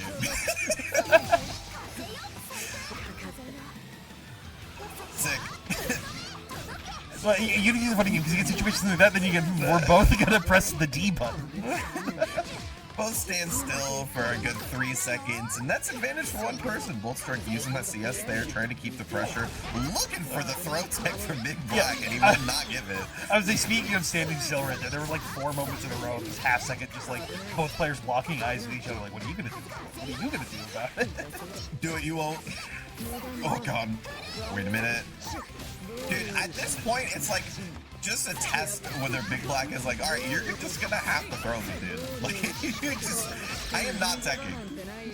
Look, like we were talking about with Omni earlier about maybe prepping like a character for Arc World Tour. I think BigBlack has been prepping his mental for the Arc World Tour. Just wants to be ready for any kind of situation or shenanigan that could come through from any of their opponents. Because I know BB wants that win. They want to be able to claim that Arc World Tour title.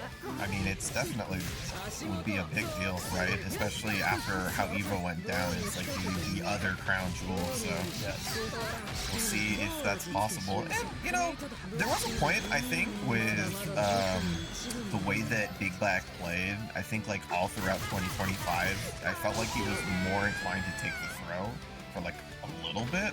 Yes. And now it's like, let's maybe play off the possibility that people think that about me. And, like, try to take advantage of it. I think with, especially where the meta has shifted, it's harder to take the throw because all those characters in the top portion of the game are throw combo characters. So it's no longer take the throw, you're taking 100 damage, it's take the throw, you're taking 2 to 3k. Yeah. That is also true. I mean, how many characters got introduced with throw combos in the past, like 5 or 6 DLCs? It definitely changes the way that we think about the game because before it was extremely rare, and now it's just a fact of life. Yeah, just like it is a fact of life that BigBlack is able to find a way to close this round as we're waxing poetic to loop into Spider Oki again and again and again. One thing I wanted to comment on with that specifically is BB. Another thing that he's been doing to add to his game plan is teleport feint. Oh, He's just been like, I need to like DM him to just figure out like what's your reasoning behind this because I can't fully pick his brain on when he chooses to go for teleport feint and when he chooses to go for real teleport follow-ups. It seems very like kind of like 50-50 on when he's choosing to do it. So but it's something that he's been adding to his game plan. At first I was like why are we doing this? But it's working out and it's catching a lot more people off guard. So if it ain't broke, don't fix it. Yeah, a lot of, you know, fighting games are like extremely odd game because a lot of the times you can look at something on paper and be like, this shouldn't work, but it does. And that's like why I always suggest to people is like, whenever you have an idea, you should just try it. Just try it because you don't know whether it'll work or not. Yeah.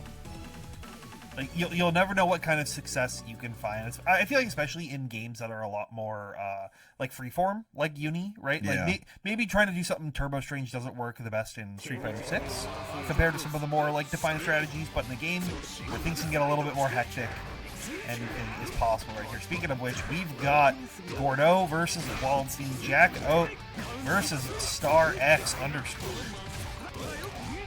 Yeah, so pretty classic matchup here. We'll see if Jack can come up with it, because I feel like his offense has been pretty good, but definitely been getting hit up by a couple of extra things that's made it a little harder.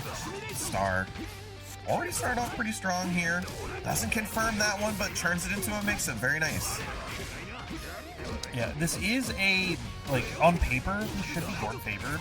He just does kind of Waldstein things, but at a slightly better range.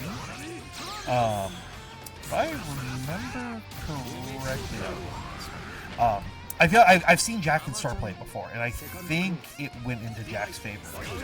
Because if you're able to find some individual reads right, like this, you can really get a lot of mileage with the Waldstein pressure. Because Gore doesn't have the best tools to get out meters. Yeah, that's definitely one of the cruxes of the character. It's just, I mean, really good tools with that meter. Almost every wake-up's a mix-up, but Jack's been just running the offensive game plan whenever he finds the hit, and it's worked on everybody on stream so far. Yeah, one thing that, like, I don't know how intentional it is, but I think it ends up working for Jack's playstyle a whole lot, is their willingness to, like, just accept the first round as a battery round. Like, it kind of felt like Star was just able to like, get away with a lot more, and, like, Jack wasn't as confident, because they didn't have that 100-meter to back up a lot of their pressure sequences, a lot of their combo sequences, but now that you have it on deck, you're able to do things like this, and the matchup feels so much more in your control. Yes, I mean, that definitely, you can spend the first round, especially of game one, to sort of, like, not only try to read player tendencies, but build that meter for a possible better second round. But Star, able to find the hit here, does have the 200-meter, while Jax only has the cycle and doesn't get to use it on this turnaround. Yeah, getting punished for popping your VO right there.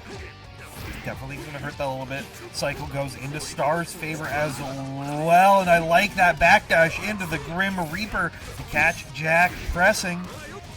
Yeah, it's going to be pretty close here as a round-in situation. Yeah, Jack's able to get Cycle. Oh, unfortunately, uses it right when he sees the 3C and didn't have much to do in that situation.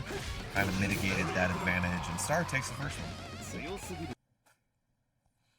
Star with the excellent anti-air force function right at the very end, seeing that Jack was kind of going for, like, Wild players love to do, like, their almost like TK air assaults into, like, JC or J2C, JD, to try to catch you off guard, but Star was that one step ahead and ready for it. Hey, 3C whiffs, we just do it again. God. I mean, yeah, happens to the best of us. Yep, one more time, double it up, get Cycle as well. Nice stagger, gets Jack. Pressing buttons or trying to get something there, but Star takes huge advantage of the situation. Yeah, shielding from Jack right at the very end. Star may have been able to keep the cycle, but wanted to go for the maneuver to try to open Jack up. Did allow Jack to now get their opportunity to get out of the corner, but a 2-1-4C will reach all the way from downtown. Yeah, I was gonna criticize it a little bit because I felt like it was too gambly for having 200 meter. Like, you could have done something else maybe and kind of route into like EX Mortal Slide or something like that, but you know, people play the way they want to. I don't think it's like too wrong of a situation, but we'll see if Jack can punish it, right? Like, you give them another opportunity. It's right here. Oh, there it is. 7-1C right here. Pretty good for Jack. The Gamma Wave connecting as well. No meter on deck, so you shouldn't be able to kill off this, but you're put into a one-touch situation. Star gonna probably have to be looking to spend some meter. We jump out of the 2-1-4C, and that gambling situation that happened oh so long ago ends up costing Star that round. Jack was able to take the tempo, but Star goes, I'm not losing this. We're taking this 2-0. We're moving on forward. But the Gamma Wave connecting once again. Yeah, he's very consistent at the confirmation there. It's not easy, but it's, you know, being consistent on it, online, on top of which, extremely good. Oh, counter hit 1A trade, takes advantage. Oh no, the Rusty Nail! Again as an anti-air. Yeah, it's one of those things when it's like versus wall to only just due to that bigger hitbox that you can afford to press it a little bit late. You usually get a good pickup out of it. But Jack finding a pickup to their own. 60CCS is one of the starters that you want to be looking for. Catches them with a maybe unintentional reset right here. And he is gonna have doesn't go for it just yet. I thought maybe but ripped them out of it, and Jack able to take it, to tie it up 1-1. You may be invuln, but is the invuln longer than 3 frames before you're active? No?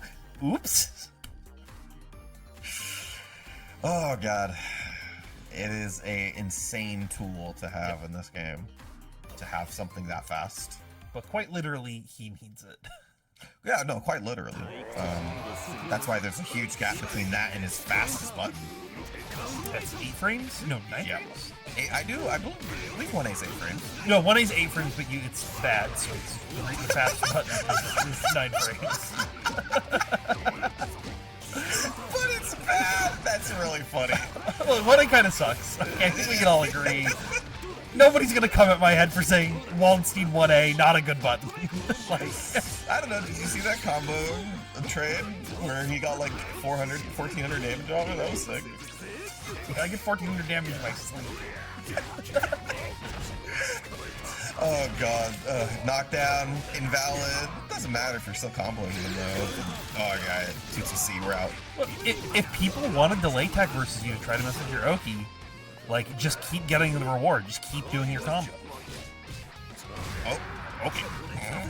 Got away with it. He may have been stuck in TRM state right there. Oh, I didn't see the flash. Okay, that's my bad. I didn't either, but that's the only reason I could see that happening. So, Nice block. CS, no.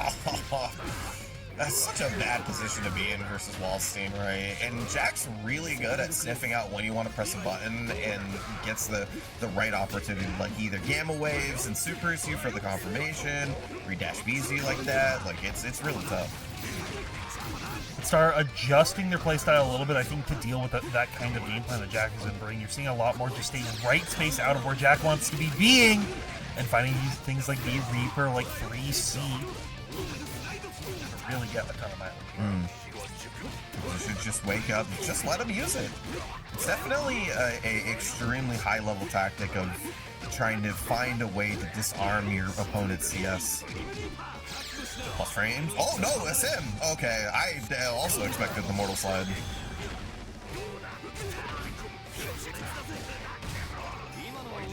It's a good knockdown here. Gonna turn that into meter very close to 100. As you mentioned before, Tabby, that's when his game plan gets a little bit cleaner.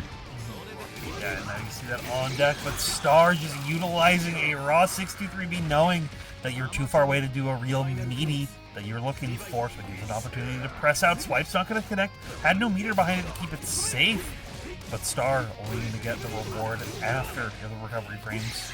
I like going for the corner carry too, so you just fully take them to the corner, try to mitigate their range and use your better close range opportunities versus them. Yeah, we've seen the times where Stars losing is when they're allowing them to reset the screen. Or finding big swipes like this where they can now end up getting the side swap that they're looking for. Steer Ender as well is great, but a 2C will connect. Giving Star another chance. 6-6-FF not going to connect, but a 2-way stagger will, but no full follow-up. Wait a minute. Oh, the rollout. That's big. Oh, right before the grid break. Yeah. I think with the increased damage and IW, that should be it. Yeah, no IWX this time, so we don't need to worry about that. I looked up at this guy. Like, I know you did. I know you did. But excellent stuff to Star. We'll be moving on forward, and they're going to have to be fighting Bolt Struck to get through the rest of this loser's side bracket. Should be a good match. Yeah.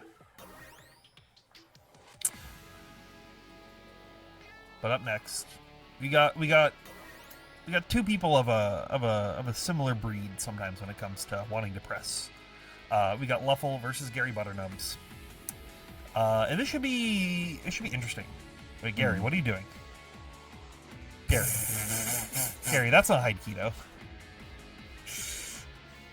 It's kind of like Hyde. It's Hyde with a cool hat. Are you holding the stream lobby hostage? Is this what's happening? What if we made Hyde cool? You know what? I'm gonna say it. Even me, Hyde is still cool sometimes. He's cool. Ogre is also cool. There's He's only too like cool. There's only like one not cool character in Undernight, and I'll let you, the audience. That's right. that character that you're thinking of, that's the only uncool one.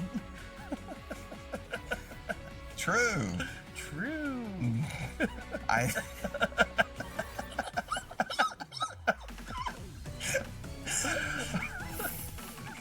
I should need a lobotomy. I swear to God. Yeah. Oh. All right. Cool. We're doing Carmine versus Ogre.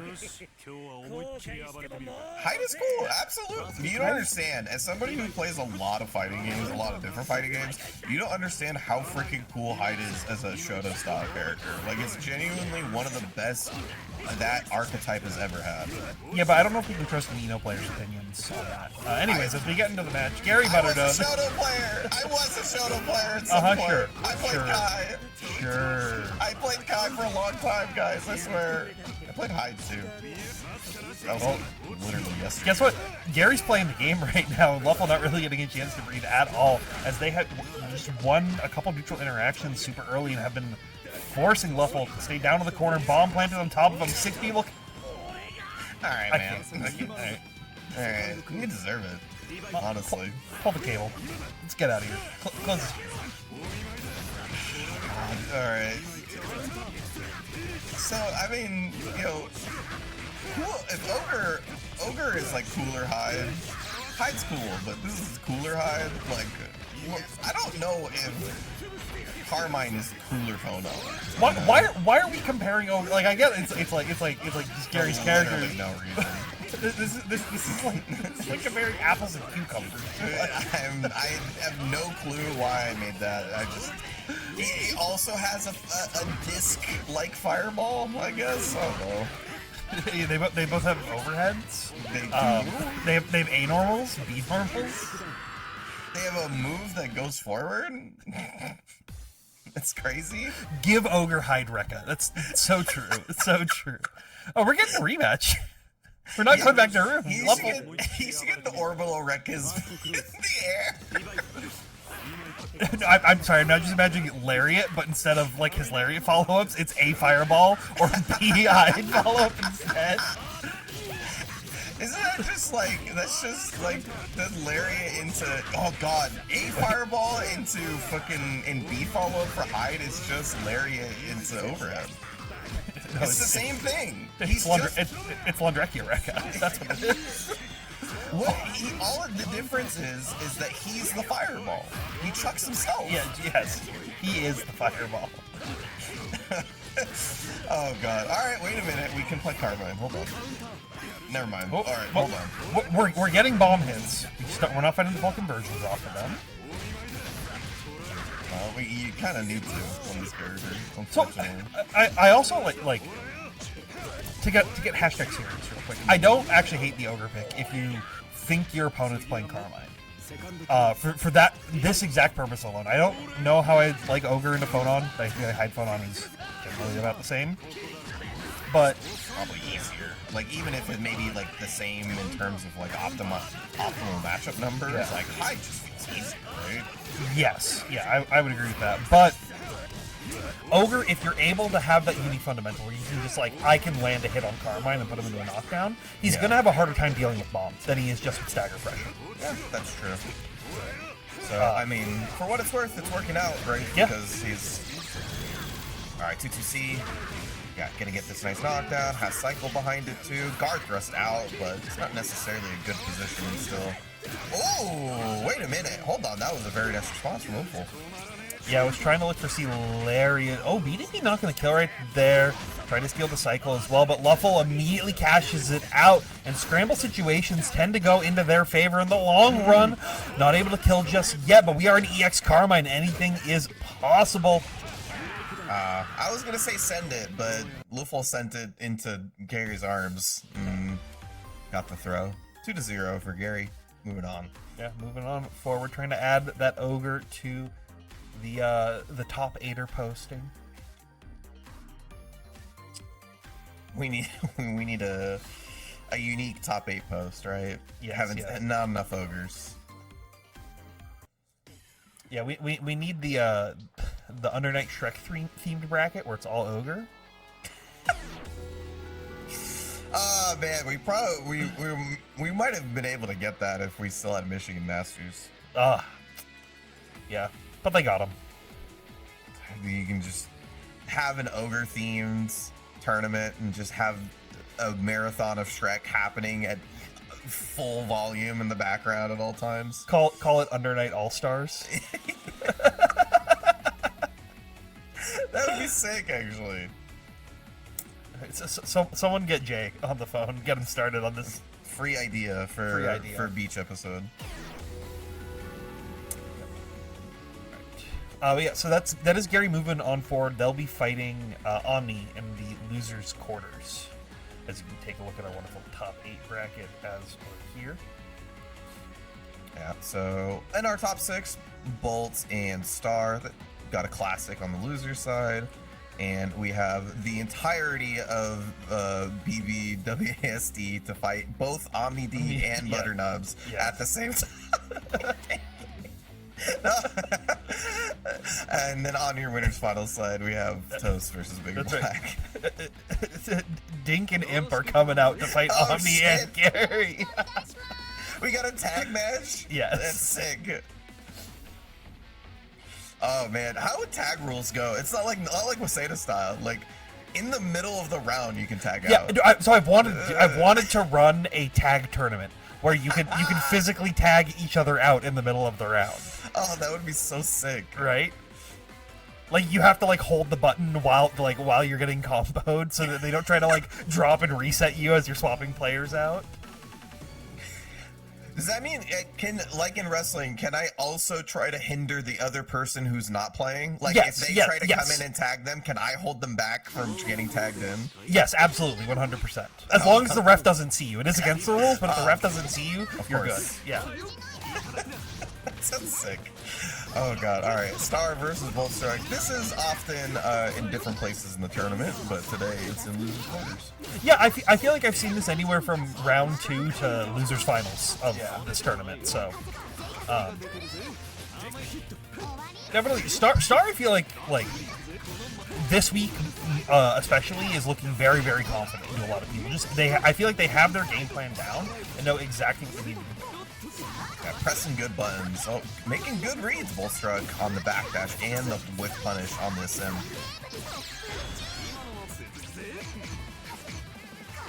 Yes, as well. Star just trying to play a little bit of defense, really utilizing the 214C as the further this bracket goes on. I mean, that people are going to start to respect it, but the B-Disc Oki is hard to get out of, but a 2-2-C from Star should give you enough with one Reaper OTG. The B-Disc that stands in front of you and doesn't put you in block stun is the more annoying one. Like, I'd rather it just put me in block stun and get it over with. Yeah, the threat of disc is more scary than the disc itself.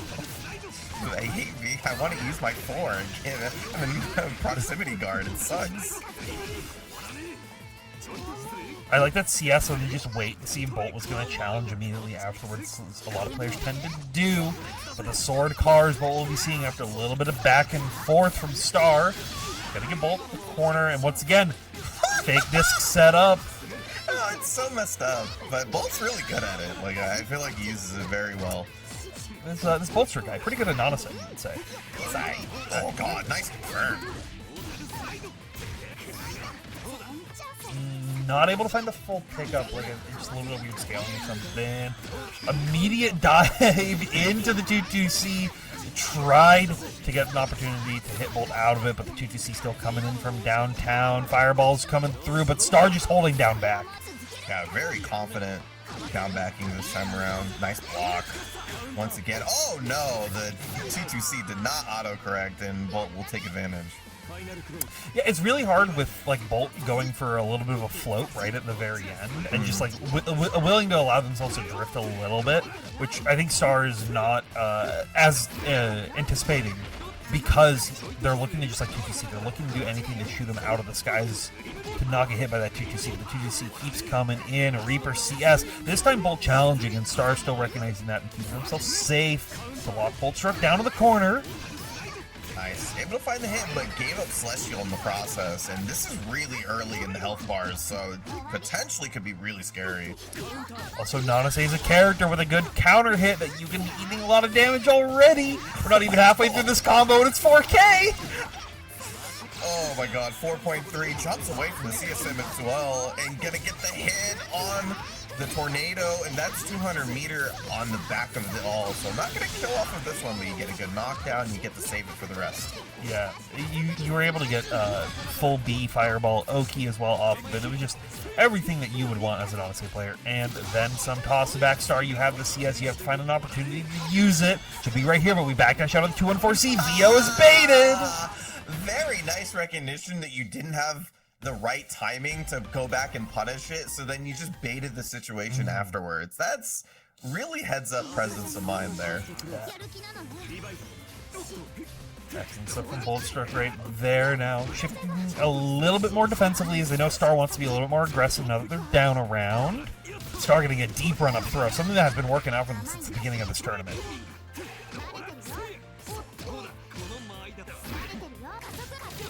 Nice. Once that space was created for Boldstruck, just felt confident in the sword car. Got out, situations flipped. Yeah, good old switcheroo right there. 2A stagger, but Star just able to tech out of the kick throw attempt, and a good pickup from Bolt. Yeah, very nice. Bolt's just been pressing on that situation now because he feels confident that either Star's either going to let it rock and try to get greedy, or not going to spend the meter on it afterwards and kind of try to almost forcing him to spend that C Mortal slide now. Yeah, that's an interesting thing to bring up. When's the last time Stars pressed 260 this tournament? It's been like one of the first matches we saw was him doing B-Reaper C Mortal slide, but it hasn't happened since. Yeah, so I think now like forcing them to start adding that as a part of their game plan, which will give Bolt a little bit more security on exactly how they can play through the rest of this 2TC connecting. Star not going to get blown up by it this time. Oh, the empty low with a 2C starter on top of which, and a grid break. Nice. Gonna get some good damage off of that one. Obviously, just being able to get that offense going and get a lot of that grid blocks. Yeah, being able to like find an opportunity to catch the people who are just trying to preemptively shield anti-air. No 2C coming into any of these gaps, knowing it's gonna be a dangerous situation. But we will see Reaver right here. Not have to hold any Oki, but we're just back in the corner. Yeah, just convert whatever you can into a meter. Good stuff from Boldstruck, recognizing the situation very well. 3C, CS, trying to get some offense going, but didn't work out. Yeah, that's why you don't want a 2C right there. Star thought they were going to create a big enough gap, but Boldstruck allowed the world to be their oyster right there. Found the way to counter hit the 2C, and we'll be taking this on forward to sit in our losers semi-finals. Yeah, I mean, we tried to gambit around Reaper like maybe a little bit too often, because it gave Bolt a couple of extra opportunities to play the game. But at the same time, I always feel like that if you have meter and you have CS and it's like above 150, that you should probably use your plus frame super first. Yeah. I think I agree with that. Like, just generally speaking. Also, plus because in the last patch, C Mortal got so much better because it got a 5-frame normal, so it's like it's such a good tool for him now.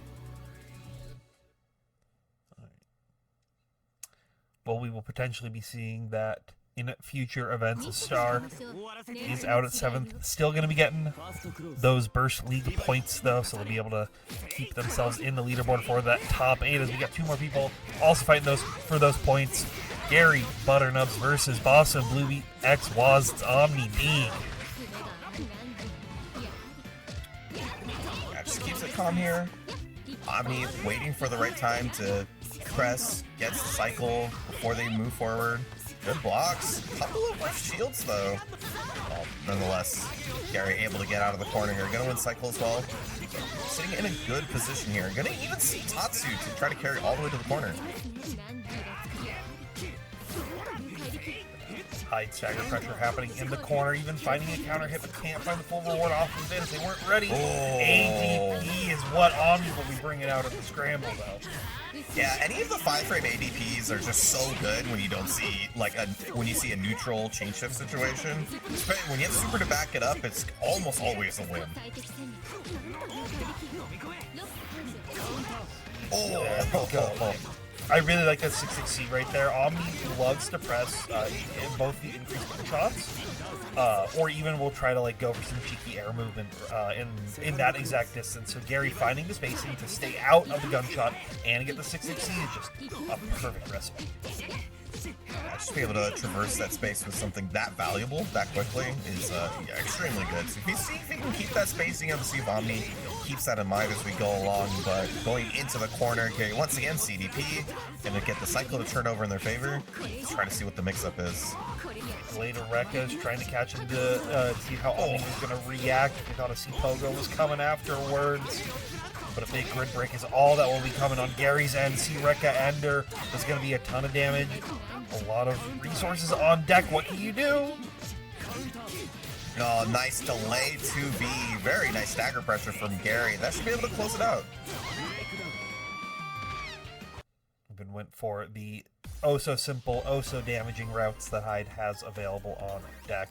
But Gary taking game number 1, putting themselves in a pretty comfortable spot. Just keep this back and forth going, should end up in their favor.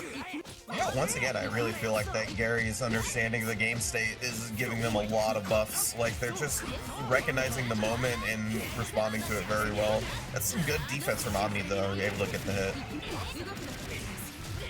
But one thing that you can't ever fully take away is Omni recognizing that they're about to lose.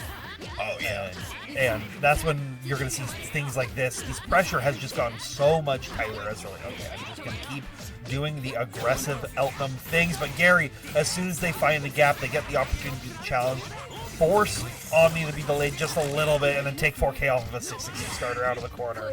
Oh man, high damage is always something to behold. Would you say he's a high damage character? I wish I was like smart or clever enough to come up with stuff like that, because it's literally written on the tin. Like, why am I not reading it? There's nothing else going on up here besides that. You can have frame data, I can have puns. We're a good combo. Oh, there you go. I can provide something. Oh god. All right. So Tatsu almost cycle turned over. Oh my god. There you go. I love the stagger. Just like literally 2A. Did you do something? No, you are not getting another button. I really like this use of 6B as well that's coming out from Gary.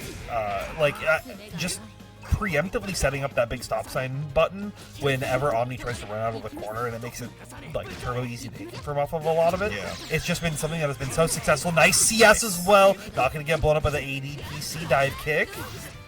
Very nice response. Tried to go for those stagger 5As, trying to see if he was going to press a button, but well-timed 2B. Not only going to get him the hit, but wins him the cycle, and I think this puts Omni in a great position, especially after this next hit.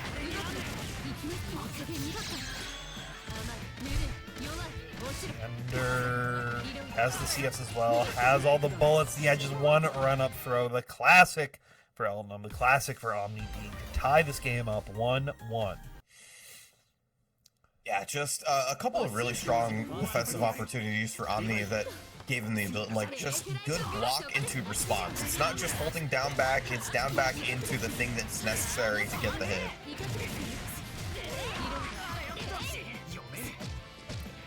Now Omni doing what they need to do as necessary to try to open Gary up. Nice 3C2A whiff right there. This should give Gary the full corner as well. Just locking him down 60 to try to catch him, but gunshot, EX, gunshot, keep those plus frames where you can. Couldn't find the full combo, but trying to trickle that life down. I think he dropped it for Cycle because he went into concentrate immediately, but he then assaulted. Like, Yeah. It felt like the timing, the idea was right, but the timing was off. Yeah, the timing was right there, though, to be able to snipe Hyde out of the skies at the 236As. Good stagger right there, but Gary prepared for it, tried to delay their hit oh so more, but EX cutting sync will catch anything after a no-cancel 660. Yeah, I was about to say, is there anything that wins there that's not a more invincible super? And what a call-out that would be. Yeah. Good stuff. Good recognizing situation accurately and getting the kill. Almost a checkmate. See Tatsu for the knockdown here. It's going to cycle turnover for them. And nice. Gets the goal throw tech, but you're still in the corner versus Hyde.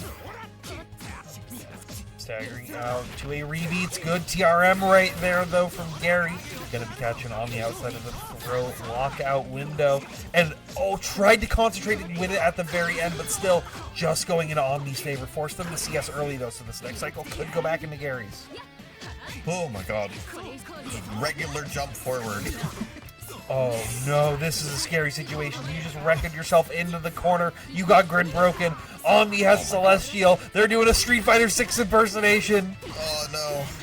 Oh my god, this is Celestial damage. Oh god. It's a casual 2.8 after a 2 unblockable. Oh no! Oh my god. There's 3 throws that led to 6k damage. A little bit more than that. But that's the power of Celestial. That's why you don't give it up. And that's why Omni takes it. It was so unfortunate. Like, Gary just did a slightly too long of a delay on the second Rekka. I think trying to catch Omni pressing in between them. But Omni just hadn't wanted to risk that challenge at all, as it could lead to so much damage on the Hyde's end to challenge during those Rekka sequences.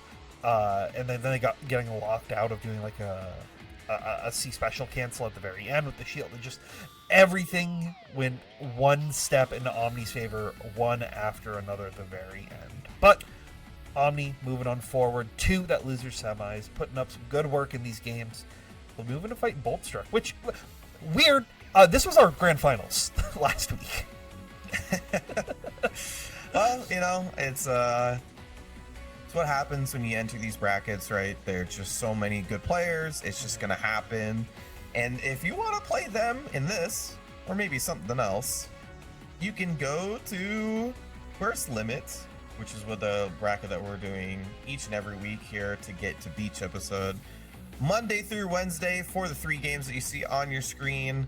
And we're competing 4 points for a top 8 to get invited for the finals. And the winner of each game gets travel, hotel room, and registration for Beach episode, which is crazy. That's why these guys were playing so hard.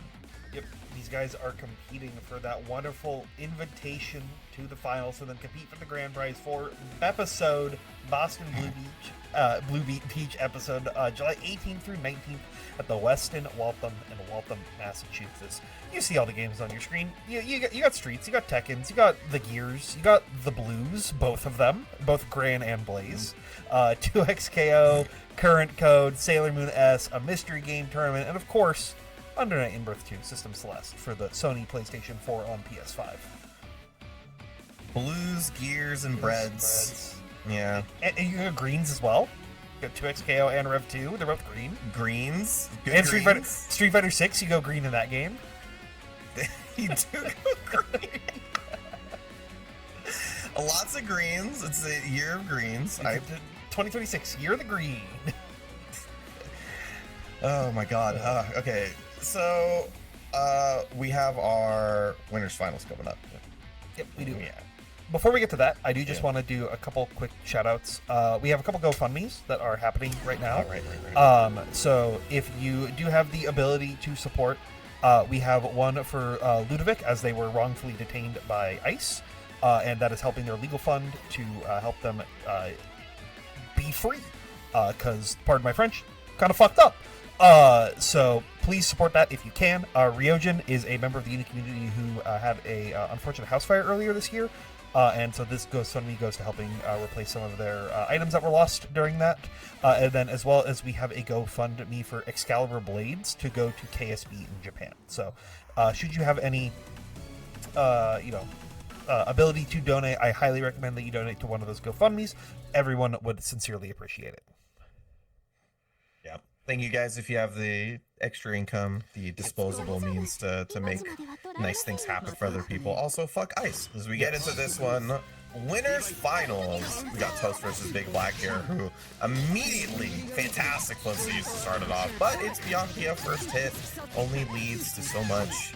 It's definitely about this situation right here that comes up next. Yeah, the web Oki is always like generally. I think BB's gotten a little bit, at least on the commentary side of things. We haven't seen characters that have been able to deal with web Oki super well in all the matches they've had on the stream.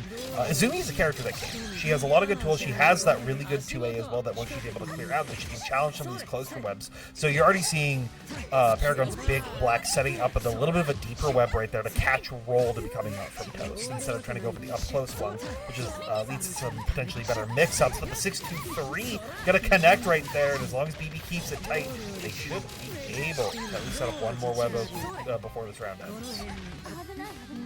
Yeah, gets one more opportunity, chain shift, trying to mitigate the situation a little bit, but at least at the end, it made 200-meter happen for the next round, so we'll see if that comes into play. Round start, 100-meter, tried to get it started, and it got deleted by a very simple net. Well, that health bar is going to start to get deleted as well. Counter hit 2B. Carry to the corner here, 200 meters, so we're going to see the spend. No, a little too high. It was always a reset. That was always the plan. Yeah, that's an American reset right there. Oh, God. All right. Oh, and goes low. And I love that. I especially in a first to three, you're playing against somebody who also knows the game extremely well. You want to go for the layer 3-ish kind of mix early on because you're not only playing a long set, you have a lead. Let's put that thought of the scary low into their brain early on. Yeah. On that, though, BB wants to be off like layer 5 already. Because a lot of times you see BB get into that exact same situation where they need to reset and they immediately go for force function. But they wanted to keep that in their pocket, try to go for low, and keep that out of Toast's mental stack so as the set goes further along, they can get more use out of it. Because this is winners finals, this is 3 out of 5, more games are going to be played.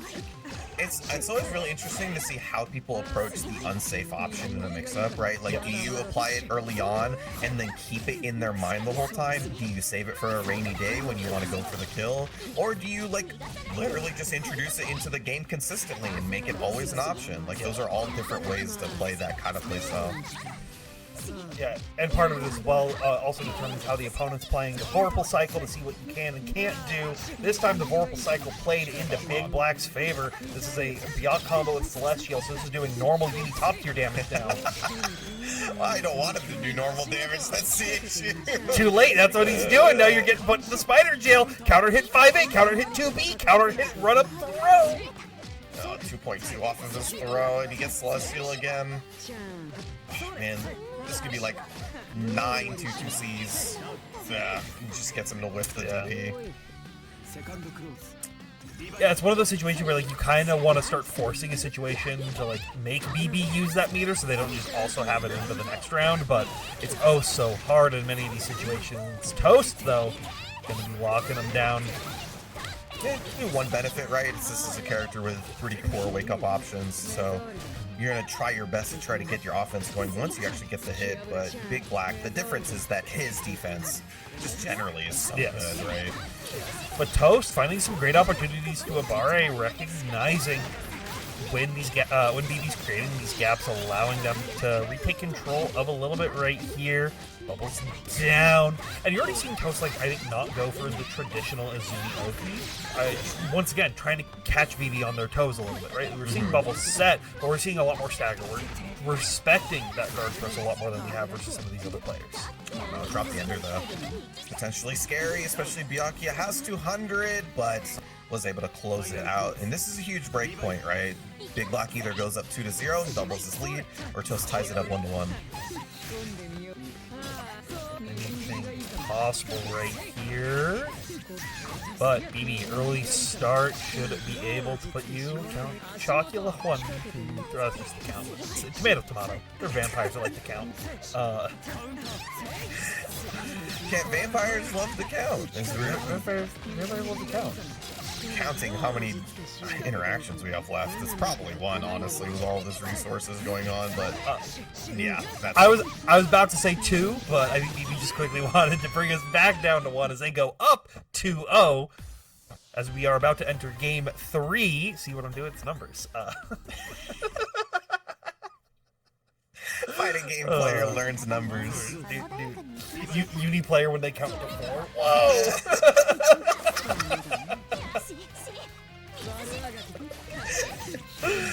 Oh god. Alright, finds the hit. This is already potentially looking pretty good because he's gonna get the cycle, has the 100 meter. It's just the net just lets it make him do the dirty work and get able to get the, well, I mean, it turned into a reset, but I mean, for his benefit, he already has 200 meters somehow. Yeah, you have to look for a reset off it because it's kind of hard to get 623C starter off that. You already see that like messing up right there, right at the very end, unfortunately. So Toast is saved a little bit from the crazy Spider Oki. Gonna be able to find a throw off of this to put them into Bubble City. Yeah, this is definitely, I think, like, if anything is going for Toast, it has to be Uzuki. Yeah, there you go. I mean, goes for the double overhead. I gotta talk about that stare down of just Toast being like, do it. Do something while the bubble's on top of you, but BB just willing to hold it and try to react to the situation. And afterwards, great shield right there to create the gap as well, knowing that they have the CS to be able to close it out. That was so sick. What a defensive option. That's set point. Yeah. This is the kind of stuff that you want to be revealing at this point, forcing Toast to start becoming a little bit more careful during the pressure sequences. You don't mind getting hit out. I mean, you mind a little bit right now. We need a region lock the stream for BB's sake. make sure no one else outside of this continent gets ideas. Do not show Ojito this. I repeat, do not show Ojito this. Oh god! All right, one more time. Has the CS behind it too, so he's gonna be able to extend the pressure just a little bit longer. Taking the throw though, but I think you're kind of okay with it, right? Like it's only 1 round, and you were already in a losing situation pretty early on, just with like Toast getting some of those good early leads. So just keeping your calm and letting your mental go into this game could potentially lead to more success. Yeah, especially you're going into the 200, or going into this knockdown with 200. I mean, doesn't quite get the opportunity, and BigBlack just one opportunity, finds the advantage, and has switched up the situation very nicely. But you're also seeing Toast completely change their pressure now because of BB finding that shield 236C early on. So that is forcing Toast to make a little bit riskier decisions. It allowed BB to steal that corner, but BB unfortunately couldn't finish the plate off that routing, allowing Toast to regain control just a little bit. CS though, still in BigBlack's favor. Yeah, potentially a really scary situation, but finds the right time for the CS, holding it just long enough to see the red miss. You're gonna get the confirm. That was a tip, and so much of the beginning of it was able to bring it back together. That was the like most max distance 2B I've ever seen in the 623B reset. Right after the 6-6B pressure for Paragon's BigBlack, taking it 3-0 to sit on winner's side grand finals. Yeah, just I mean, like I feel like the way that is supposed to go is like both characters kind of like dislike how tough it is to deal with each other's offense, but like the difference is, I think BigBlack's just like general strong defense. Like he's just so content with down backing and understanding the situation so well that it made up the difference, I think. How do you solve a problem like BigBlack just down backing? Yeah, I mean, I thought it was just throw him, but that's becoming less and less of an option. Yeah. But we'll have to see which of our last 3 players remaining are able to figure that out as we get into our loser semifinals. Back to 2 out of 3. Boston Movie X Wazda OmniDeag versus East Coast French Bread's Boldstruck. Nice first combo. Gonna be able to get the knockdown. Bolt does get cycle here as well. Ooh. Late green shield, but no punish. Omni playing with their life a little bit right there, but Bolt still going to be able to find the routing afterwards, and Omni even looking to delay tech potentially. Has seen a couple red beats. Yeah. Good defense from Bolt, or from Omni though, was able to win the cycle. You use the rest of the VO on some plus frames, does find the throw afterwards. They are not giving up much. It's been a lot of throws even after that first combo. And Bolt just concentrating, affording themselves a couple more backdashes in some of these situations. Trying to find an opportunity, but a great pickup from OmniDeag right here. Gonna cost Bolt the cycle, and a big chunk of their health bars. The ADP comes out in the scramble. Great option to use there if they're close enough, obviously with a lot of opportunities to do interesting mix-ups. Nice run under from Omni. Good recognition of the situation, just gets out of dodge. We'll be getting Celestial off this as well. If they can find any hit, it's going to spell disaster. Great force function to float away from the 3C. Nearly every other character in the game gets eaten up, but that was such a great option from Boltstrike. Good presence of mind, but wasn't able to close it out still. Omni takes that first round. Stuff.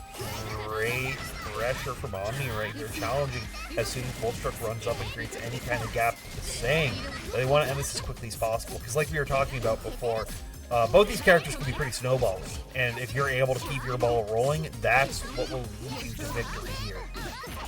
Yeah, able to get the cross under, finds the hit, not the full combo, but Boltstruck has kind of a timer on the pressure that got lowered just a little bit, but does find the hit. ADP CS able to get out of the corner, but that does give cycle over to Omni.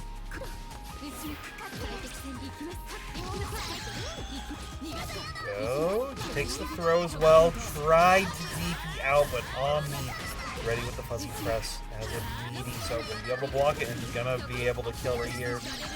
Yeah, it's classic Elton damage, being able to start with 2-2x. A casual 5k. No big deal. No big deal. That's 200 meter. Yeah, I've been... Just 200 meter in UNI2, you know, that thing is sort of come by. You won't see that combo often. Hey, wait a minute. We've seen that combo before. It's like we've seen this combo before, and you'll be seeing it a little bit longer. Reload. Yeah, back into the corner. Oof. Got stuffed out of something there, but that's going to be Omni taking advantage. I think they can go for kill here? Yeah, they had to delay it long enough to make sure that the IW could kill right there. Omni taking a perfect, using almost all the resources. They ended up with 1.6 right at the very end. To try to close out this set and move on to that loser's finals, but Boltstruck taking their own turn back, trying to claw their way back in. I should mention, by the way, first two again, so set point for Omni. Ryan only needs one more to close it out, and Boltstruck has good positioning. Boltstruck not standing very close to Omni for the majority of that pressure. I think for that reason, just doesn't want to deal with the potential option for wake up throw or DP. Boy, knocked on the noggin, KOF style. Just gets opened up. This is going to be not only big damage, but cycle turns over in his favor. Garthus out. Yeah, we need a lifeline. Oh, no confirm. Yes, very nice. Oh no. Spoke too soon. They would have been able to get it confirmed, but they pressed the reload just like slightly too early. So missed the quick cancel and missed the purple bolts to keep that combo stable right there. And Boltstruck going to take advantage of that, catching him almost with the triple overhead, but was a little too aggressive with it and allowing OmniDeag take the set 2-0. Unfortunate. A couple of opportunities there for Boltstruck, but kind of a very volatile, scrambly situation, and just wasn't able to pick it up. So now, the Whiffler himself, OmniDeag, gets the run back. Because they'll be moving on into that loser's finals. This is where they're going to be fighting Toast. So yeah, this was our semis? Yeah, winter semis, our first game that was on stream. So this did go 2-0 into Toast's favor before, and it was a pretty like deciding 2-0. Like it really felt like Toast was just in control of the match for all but like one round. But things are different. 1, it's later. 2, the players have had the experience versus each other. And 3, it's 3 out of 5. We're in losers finals. All of our matches are 3 out of 5, as a heads up for those of you who don't know. And so because of that, as the I don't want to be. I'm not trying to be the. We're not Goku power scaling here, right? It's not like Omni's better in a 3 out of 5 situation. But things change. Players learn new habits, and that can affect if you're like if you're getting opened up by one specific thing, and Omni can figure out a way to abuse that as much as possible over the course of the set, after learning for 2 rounds, it could swing into their favor. So we'll have to see what happens as we get into our losers finals. Omni on the left, Toast on the right, and early hits going into Omni's favor. Yeah, but early on, get this first hit, definitely damage helps, but really about this cycle here. The first war happens right after that and gets a huge 3C. That's going to guarantee the cycle. We're going to get a good damage combo in the corner.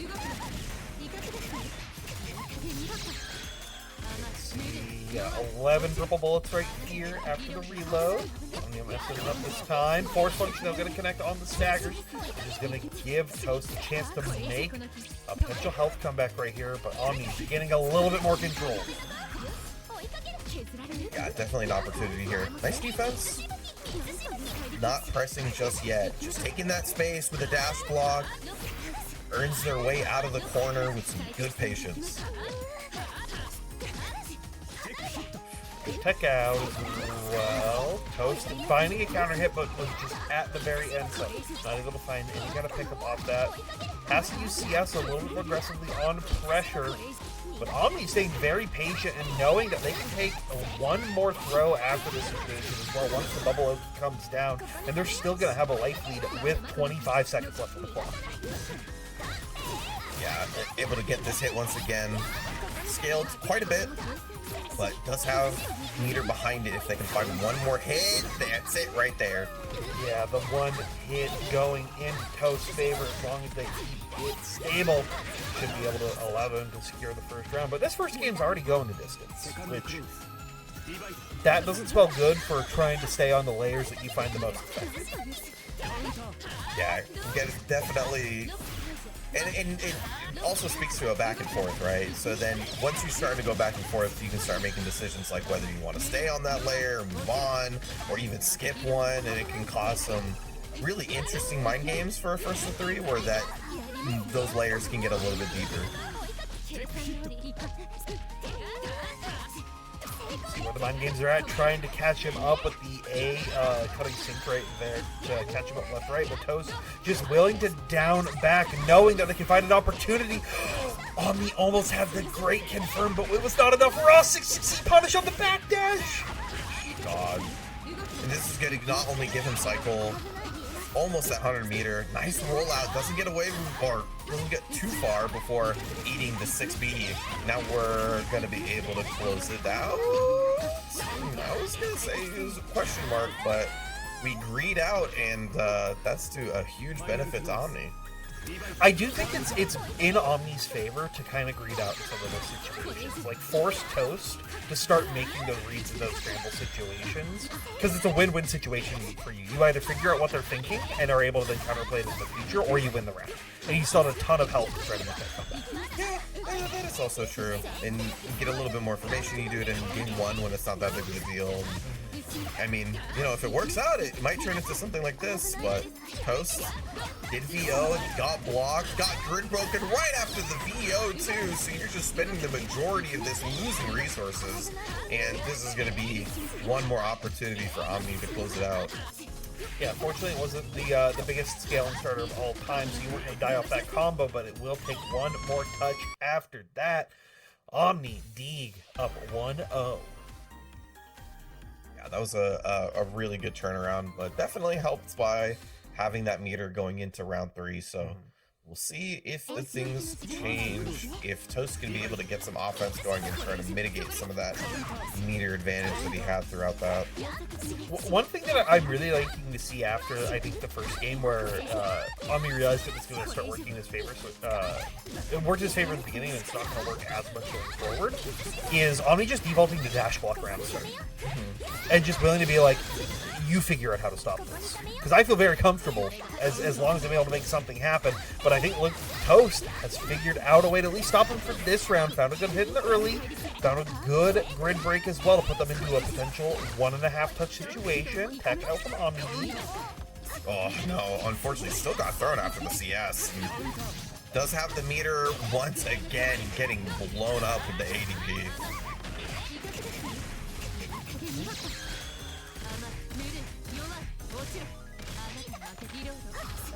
Loads. Didn't have the ability to spend too many bullets before it, so not as many on deck.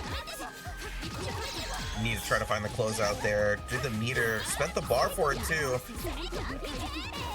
Good on Toast to have the shield to be able to catch the increased JC, but still plus enough at that distance. Oh, the JB connected right there. Yeah, that wasted the rest of the meter for Toast. They're trying to find the last hit. Nice FF. Plus frames. Doesn't press anything. Maybe expecting a DP, but the delay button got caught by the 2B. And OmniDeag trying to double their own lead now. Yeah. Omni has been defaulting to going for like ADP in so many of those scramble situations. I can totally see that coming from Toast and the right there, but Toast not letting it get to them just yet. Stagger pressure coming out from the Izumi. She goes zooming into the corner, sets up the bubble on top as well, but good shields from OmniDeag. All of that just to take the throw. I mean, not going to lead to death just yet, but it does give Toast a cycle. See if they want to spend here, yeah, and just project or button CS and try to make it as simple as possible, right? I do really like Toast like fainted the quarter circle inputs. I don't know if it was intentional or to just like cover screen spacing, but it looked like they were fading the quarter circle inputs to try to go for like a deeper meaty Rekka, and then just immediately CSing and pressing a button afterwards when Omni was prepared to like try to start to challenge them. It was pretty smart. SFF. Yeah, returns the favor. Oh, snipe for full screen. There, good presence of mind. That might be something that Toast needs to keep in mind because it's just been really hard to find the openings out in like Oki situations. Yeah. There's a reason we use fishing rods and not fishing guns. You can fish with guns. Not as effectively with a rod. What if you had a big? What if it shot really big bullets? What if you had a really big rod?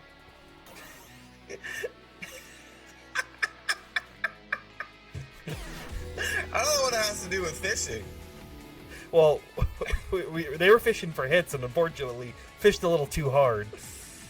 And we had we were going through some minor technical difficulties. But while I've got you here, while we're waiting for the players to reconnect and we figure out what's what, exclamation mark Matcherino, claim those codes. We have an amount left. I haven't looked at the tab just yet. We have 32 codes left. And I know at least one person who hasn't claimed them. Come on. I need to be the last person. I should not need to. Yeah. I will if I have to, but I should not need to. There's enough people in chat here. There's enough people, and I would appreciate if everyone, including my co-commentator, would claim some codes here. Just get these codes out of here. It is free money into these players' pockets. Thank you, Zaimasu. Thank you, Bashful. It cut off the other word. Thank you, user Sammy Fish for the Matcherino code. Fucking done. Thank you to the strongest commentator for claiming a code. I don't know what the plan is for this because that was like middle of the round. I don't remember. Someone was up a game.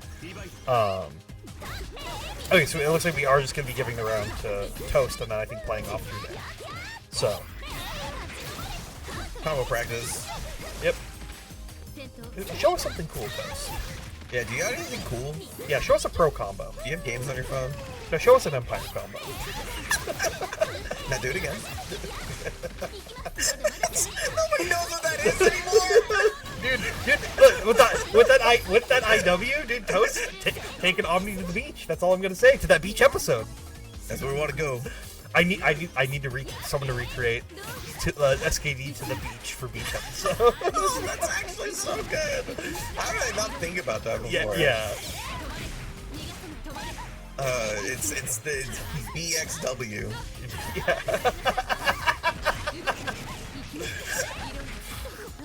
Get me the Jamaican album palette.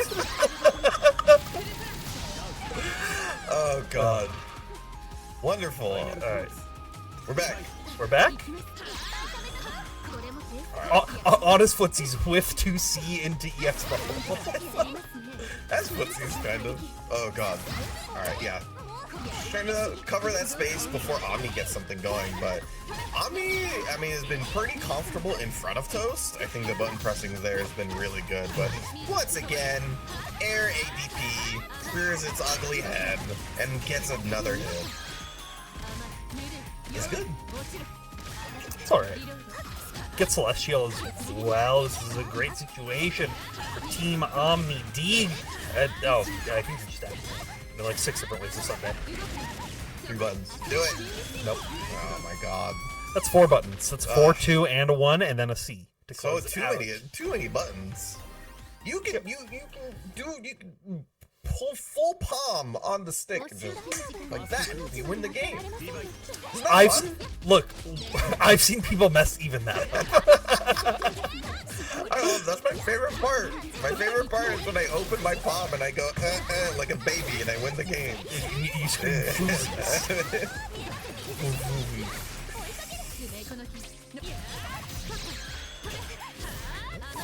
Such a combo. No. Okay. I was like really surprised with the routing. I thought we were gonna go for it earlier, but it may have been like autopiloting and realized like, oh, I should have side swapped right there instead. Maybe. Yeah, and maybe like he got stuck between 2 combos in his brain and he just went, oh wait, now I can't do what I wanted. Good pick up from Omni. What, like, I know Omni's like up 2-0, but one thing that I would really like to see is I feel like every time that Omni goes for increased gunshot, the opponent's just like, I'm never dash walking into it. So they're always just like creating the spacing of it instead of actually getting the plus frames off of it. Right. Which might be costing them in some situations. Toast was able to stay alive and then find a way to get in after that increased gunshot wasn't able to connect onto them, which led to 3 buttons, Sammy Fish's favorite combo in the game. It's so good. I do like the closeout though from Toast. Just CVO, you're gonna spend 100 meter anyway. Like, what's the difference between 100 and 120 in UNI2? It's not that much, as we're already almost back to a crisp $100 bill in the pocket, ready to go for some bubble Oki. Or not. Oh, yeah. EX sync out, side switch combo as well. This puts Omni in a great position to tie up the round count. But, oh yeah, I mean, that's the other part, right? Like, so many of these air ADPs have worked out that the Frankensteiner is going to come into play. It is unblockable unless you're ready for it. Good VO to throw him back into the corner. We VO again. It's Uni Brain Rot hours. Rookie C. Oh god, Darth out. We can see if we can try to get the value, but got hit right before the C gunshot. Why go fishing with a gun? You could go fishing with a whip. That's much more efficient. You can go fishing with another fish. You can use the fish against the fish. Omni, though, fishing for a hit right here, trying to find an opportunity to open up Toast. The gunshot will find a counter hit, but not able to have any meter or big confirms off of it. 6-6-C stays safe with a 2-2A afterwards. One more block back, 5A to tie up the round, and OmniDeag sitting on match point. Oh, whoa! That's a sick pickup. It's good presence of mind to understand that they could get that done, but 200 meter, let me see some of it spent. Thank you.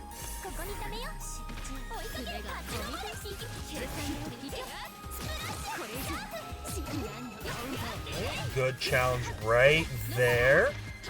Omni trying to show that this winner's side match was a bit of a fluke, but they are feeling confident right now to take Toast all the way to 3-0, even if life totals reloaded and ready to rumble. Yeah, I guess throw early on. I like going for that too. Wow, what a button press. I was gonna say that Omni's been kind of going for these extended pressure sequences into eventually going into that air ADP, but Toast pressing really early on after that throw, just very gutsy. And they need to do something. Anything right here, but getting hit by the 2-3-6-8 counter hit into the 2-3-6 is not what you want to be seeing. No CS on Omni's end, so they can't kill just yet. We'll need one more touch. Fish coming in, but just backdash away. Not getting hit by it just yet. Bullets coming out left and right. Toast and Omni both need just one hit to close it out. CS trades in their favor. No ADP, but the B gunshot will be enough for Omni to close it out and move on up to fight BigBlack in the grand finals.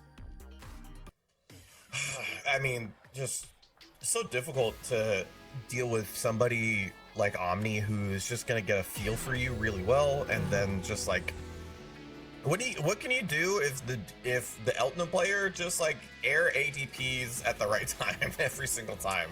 Like, it's tough, man. It's always unfortunate when you look at a match and you're like, what did I do wrong? I was just correct less. Yeah, literally, you decided to press a button at the wrong time like 4 or 5 times, and that was the difference. Like, that's it. Excellent stuff from Toast. This should still put them in a pretty comfortable position points-wise. So no need, I think, for them to worry too much about, losing any of their top 8 positioning, obviously, getting this far. Omni, though, should be able to, I think, get past them, but I don't know past Boltstruck if they only get second right here. I think if Omni wins, they'll get first regardless, but I don't have the list up in front of me. So we will have to see as we get on further on, as wonderful people at Boston Blue Beat figured out, as we get into our grand finals. Paragon's BigBlack versus Boston Blue Beat X Waz OmniDeag on the loser side right here, but the early round is going to Omni.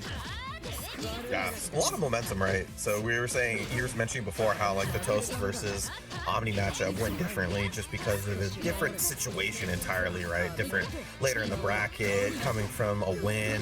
And this is kind of similar in the sense that like Omni's rolling off of what, like 5 wins in a row or something like that. So it's like it might be feeling good here going against BigBlack, but still a tall order. What is interesting is I do feel like Omni's a very momentum type of player, right? And I think coming off a 3-0, this can be very beneficial to them. BigBlack feels like he's the opposite. He's a solid rock. No momentum is where he's in his most beneficial because he can reset to 0, right? And you're already seeing it like this, where it's just like very calm to be like, yeah, I got hit. Like you did your things early, but that don't matter. None of this matters. You're still in the web. You're still in the jail. I do really say that like a lot of the times, like that first combo in the round for Uni, like unless you have 100 meter already for like round 2 or something, it doesn't really matter too much. Like it's really like about the control of the cycle that really matters at the beginning, and that's what meter offers you. Yes. And so early on, like I think that confidence, that understanding of the game state, that's like the thing that BigBlack can do versus you. You see out of the ADP recovery right there, keep himself safe, but BB getting hit by OmniDeag right here, just like we were saying, just utilizing all of that pressure to be like, if you're just gonna let me keep hitting you, I'm just going to keep killing it. Get cycle to turn for their favor as well. Oh! With throws +2! Oh god. The pressure continues. Cycle. I mean, that was a full cycle of pressure. Just not finding a good time to use that CS, and so BigBlack will get it to turn for them and switches it up. Yeah, getting that cycle to turn over immediately as BigBlack gets that hit as well is not the situation you want to be in. 1, 2, 3. We're not dropping webs this time. That one covers the roll as well, so you just have to hold this. Staggering 2. He's trying to stagger throws, trying to do anything to open him up, but Omni being a little bit more aggressive. Yeah, he definitely needs to do something like that to get out of the corner. Huge grid break. Tries to go for air ADP. Pick up. Very nice. Was that double 5A into 3C? That's so sick. That was some melty shit. That was awesome. Dude, man, I wonder where this character got that from. I don't see an Eldon in the melty games. I don't know what you're talking about. Yeah, type Lumina, the only melty game. Exactly. Boom, boom. Reload right here.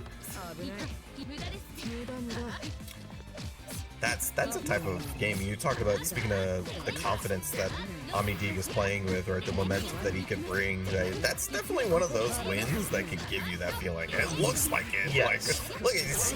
I got 13 bullets and some of them are blinking. Especially, this is a matchup in the past like fiscal quarter that has gone towards OmniDeag's favor. Like when they've been playing offline. Most recently with like Frosty Faustings going into Omni's favor, so maybe that changes things. Maybe that changes how Omni's thinking. And I know these two play a lot even outside of brackets, and they're potentially have to play each other at that Arc World Tour Finals. So maybe saving some of that stuff for nationals. You know, Not even our nationals. It's in a different national. that's right. In the corner. Oh my god, yeah, it's just TRM. Into the 63C, but took the first web. Omni got hit by the web that was standing, not the web on the ground. So it ate the web like property, so it couldn't get hit by the 63C afterwards. That was actually like, if that was intentional, that was an incredibly heads-up way to not get put into Spider Jail. Yeah, I mean, well, I want to see if it can happen again. I mean, Yeah. that seems promising at least. But we got super tacked onto here. Yep, already looking pretty good. I love how aggressive BigBlack got there. It almost felt like he was challenging Omni on the cycle. Like, shielded, I dare you. Oh. Shielded, I dare you. You want to green shield? You want to push me away? Yeah. Get grid broken, get stuck in my trap. I have 200 meter on deck, and I am already up around. I have CS. I will be able to close this round out. I will be able to tie us up 1-1. Do it again, do it again. And even if it doesn't kill, who cares? Aw. You want triple web too much. You want triple web. You want triple jail, triple web too much. You can't give me funny things and not want me to want, like, I play Faust. Like, yes I do. You're an Eno player. In Ixerd? Yeah, that's the only gear game, right? It's literally on the gear game that gets played on this channel. I play Faust. My fault. Oh god. 2-2x starter and gonna be able to get the cycle to turnover for them. I wonder if they spend here just because it's like, whoa, he is so conservative with his meter. It's like, if it doesn't say 200, he won't spend it.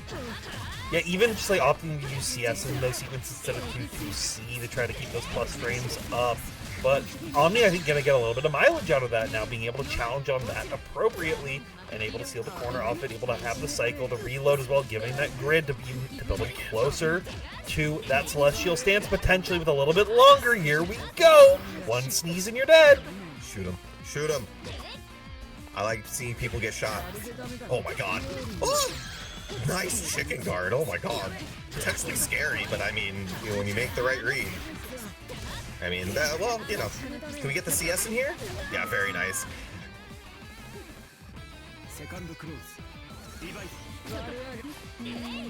Huge point for Omni, right? Like, if you're making the full run back to 6, like, this is such a big deal to take this lead early on. Yeah, I think that while it is big, right, from an Omni's perspective, like we were saying, I don't think it's as big again for BB. I think for him, he's a lot more willing to be like, yeah, like that can happen, but I still got more games to play. Sure.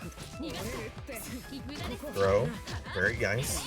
It's been kind of coming back, right? Like, BigBlack's been taking a lot of throws. See a whiff there, so definitely expecting it.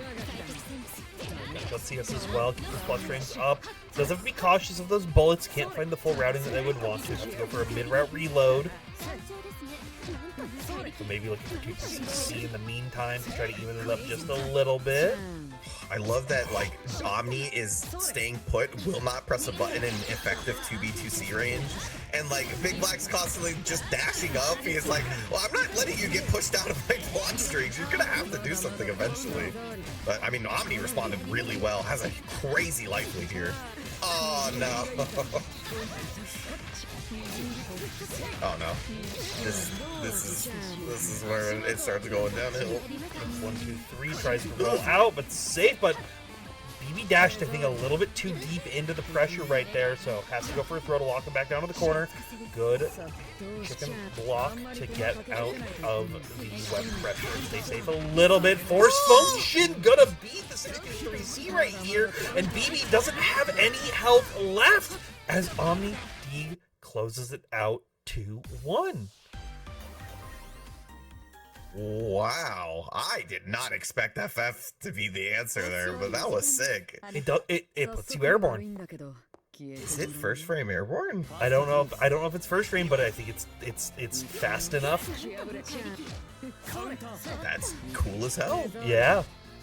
I mean, you were mentioning, right? Obviously, you know, two of the best players in North America, and they've been playing against each other a lot, and I imagine a little bit more now that they're going to go into ARC World Tour Finals. You need people who are going to be playing at this level to train against, and so you're going to see some funny stuff. And especially for BB's, for both these players' cases, prepping against these characters that are also prominent in that region. Oh, so, yeah. like... That's also true, right? Like, there's going to be Eltnums and Byakuyas you're going to have to face against that are not these two. Exactly, and then anything's possible with that LCQ slot as well, so just having to be as ready for anything as good as BB is trying to be ready for anything that Omni brings to the table, just slowly bringing him down in a war of attrition as that health bar gets lower and lower with every chip damage. Yeah, but did block long enough to find the cycle. Didn't convert it into anything, though, unfortunately. BigBlack did really well to disarm Omni from that CS, and then takes advantage right afterwards. Yeah, goes for the close-up web this time, which they know isn't the roll-safe version, but Omni just going to default into the roll. I think something to try to preemptively get press them out of it, which is a little too late on the throw attempt. Nice. Gonna get the conversion here. This is gonna do some good damage. Has cycle behind it as well, so there is a closeout opportunity. Whoa, whoa, whoa, whoa. This is pretty soon. It's Iwex. It's your favorite move. Oh, yeah. This Iwex is so funny, too. Oh, God. But, like, timer stops, though. And you're not killing. Yeah, but you are putting a one-touch situation, like, or you need throw and a little bit. You have to chip him out a little bit. Okay, now it's over. Well, that was pretty good runaway. I think it was pretty scary, but that's obviously Omni put that together with the idea that he could keep out long enough for 8 seconds. So good stuff. I do think that counter hit gunshot is it kind of defined it, unless you just like. You just have to not press a button to not get hit by counter hit 2B. Because I think counter hit 2B 2C would be just enough, but outside of that, everything else would be either not enough or too slow. Oh no. Big grid break there. They're potentially the catalyst for taking the reset. Once again, just a perfect time C-Rekka to get out of a bad situation. Cycle, though, does reset over into Omni's favor post-grid break, so able to keep that Vorpal bonus for as long as possible.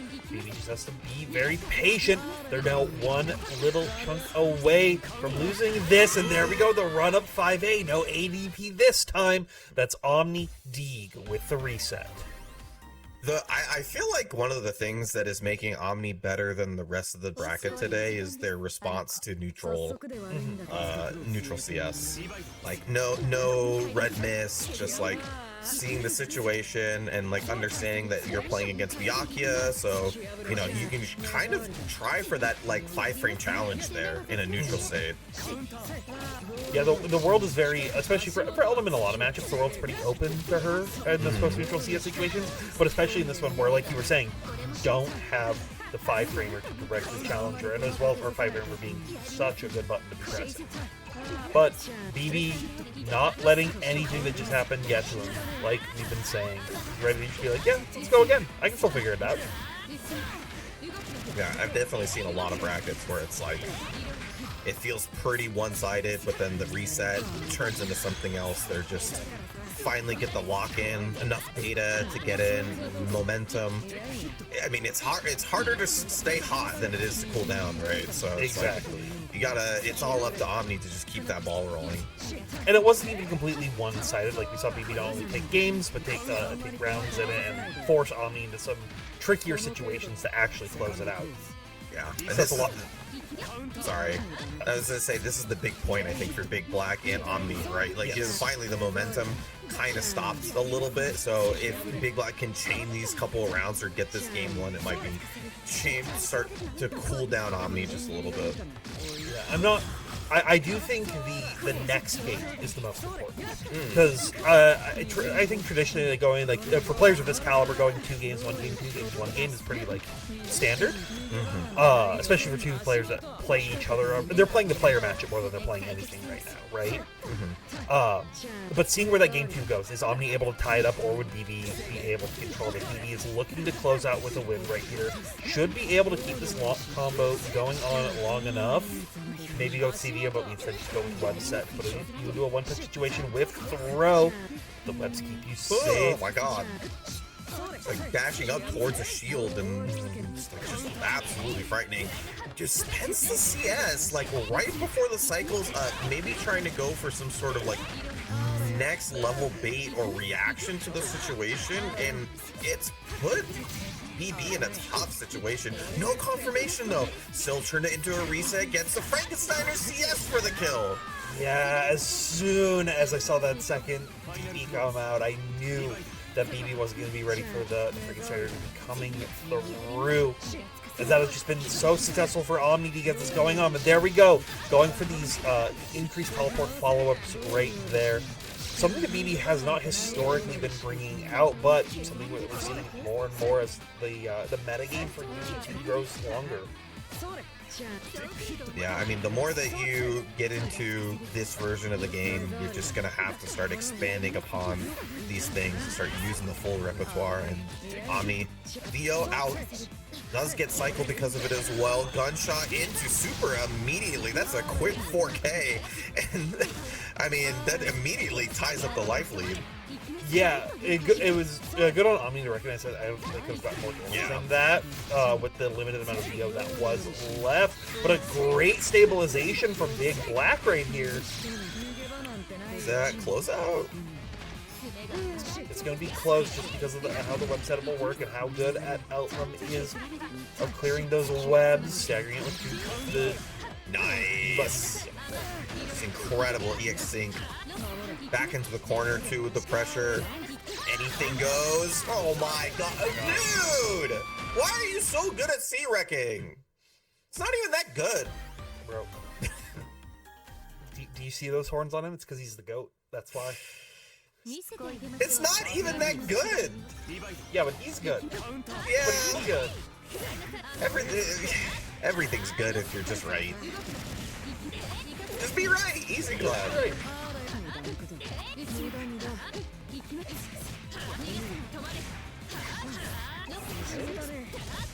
Omni, though, I think just trying to keep that momentum as much as they're going. As that set did go long and it was a little scrambling towards the end, that they are not fully iced out just yet.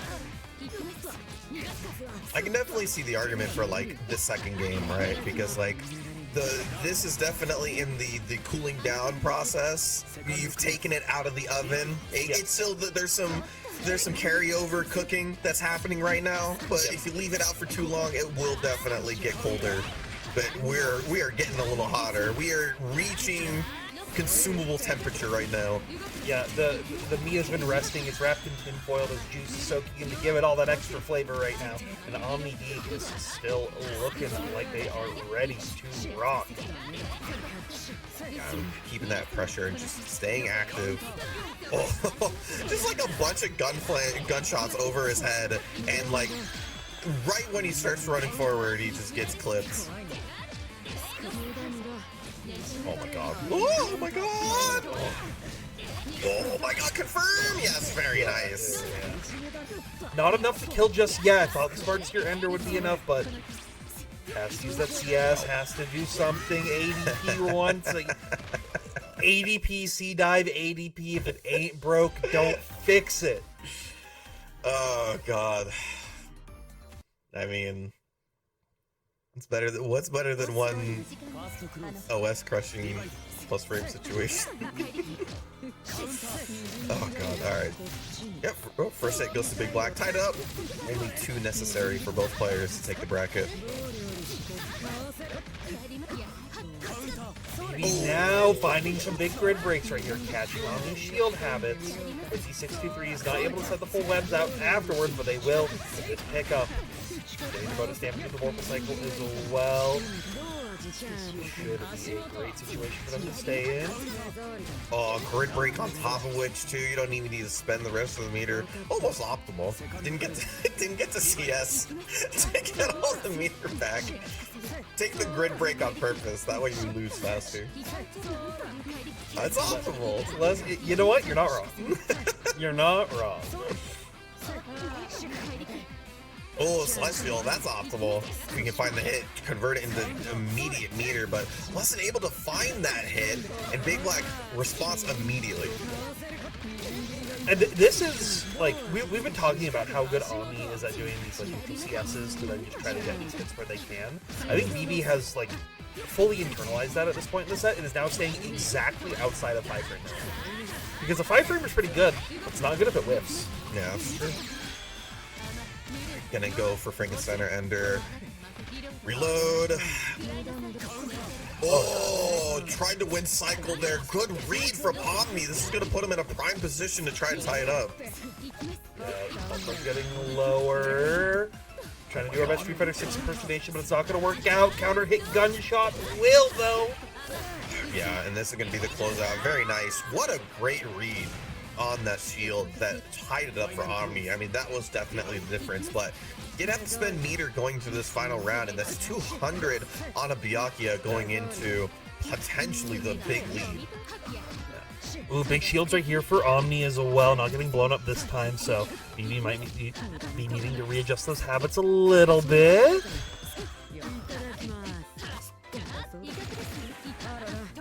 To be there. Oh God. Oh my. Oh, gonna give up cycle for this though. I don't think there's much that Omni can do about it. Yeah, I mean it was Celestial, even worse. They were trying to reload at the very end to take the Celestial away, but it was just a little too late. That's a little unfortunate. And they find the hit on top of which, so they're gonna get the increased damage. 200 meter behind it too. Oh my God.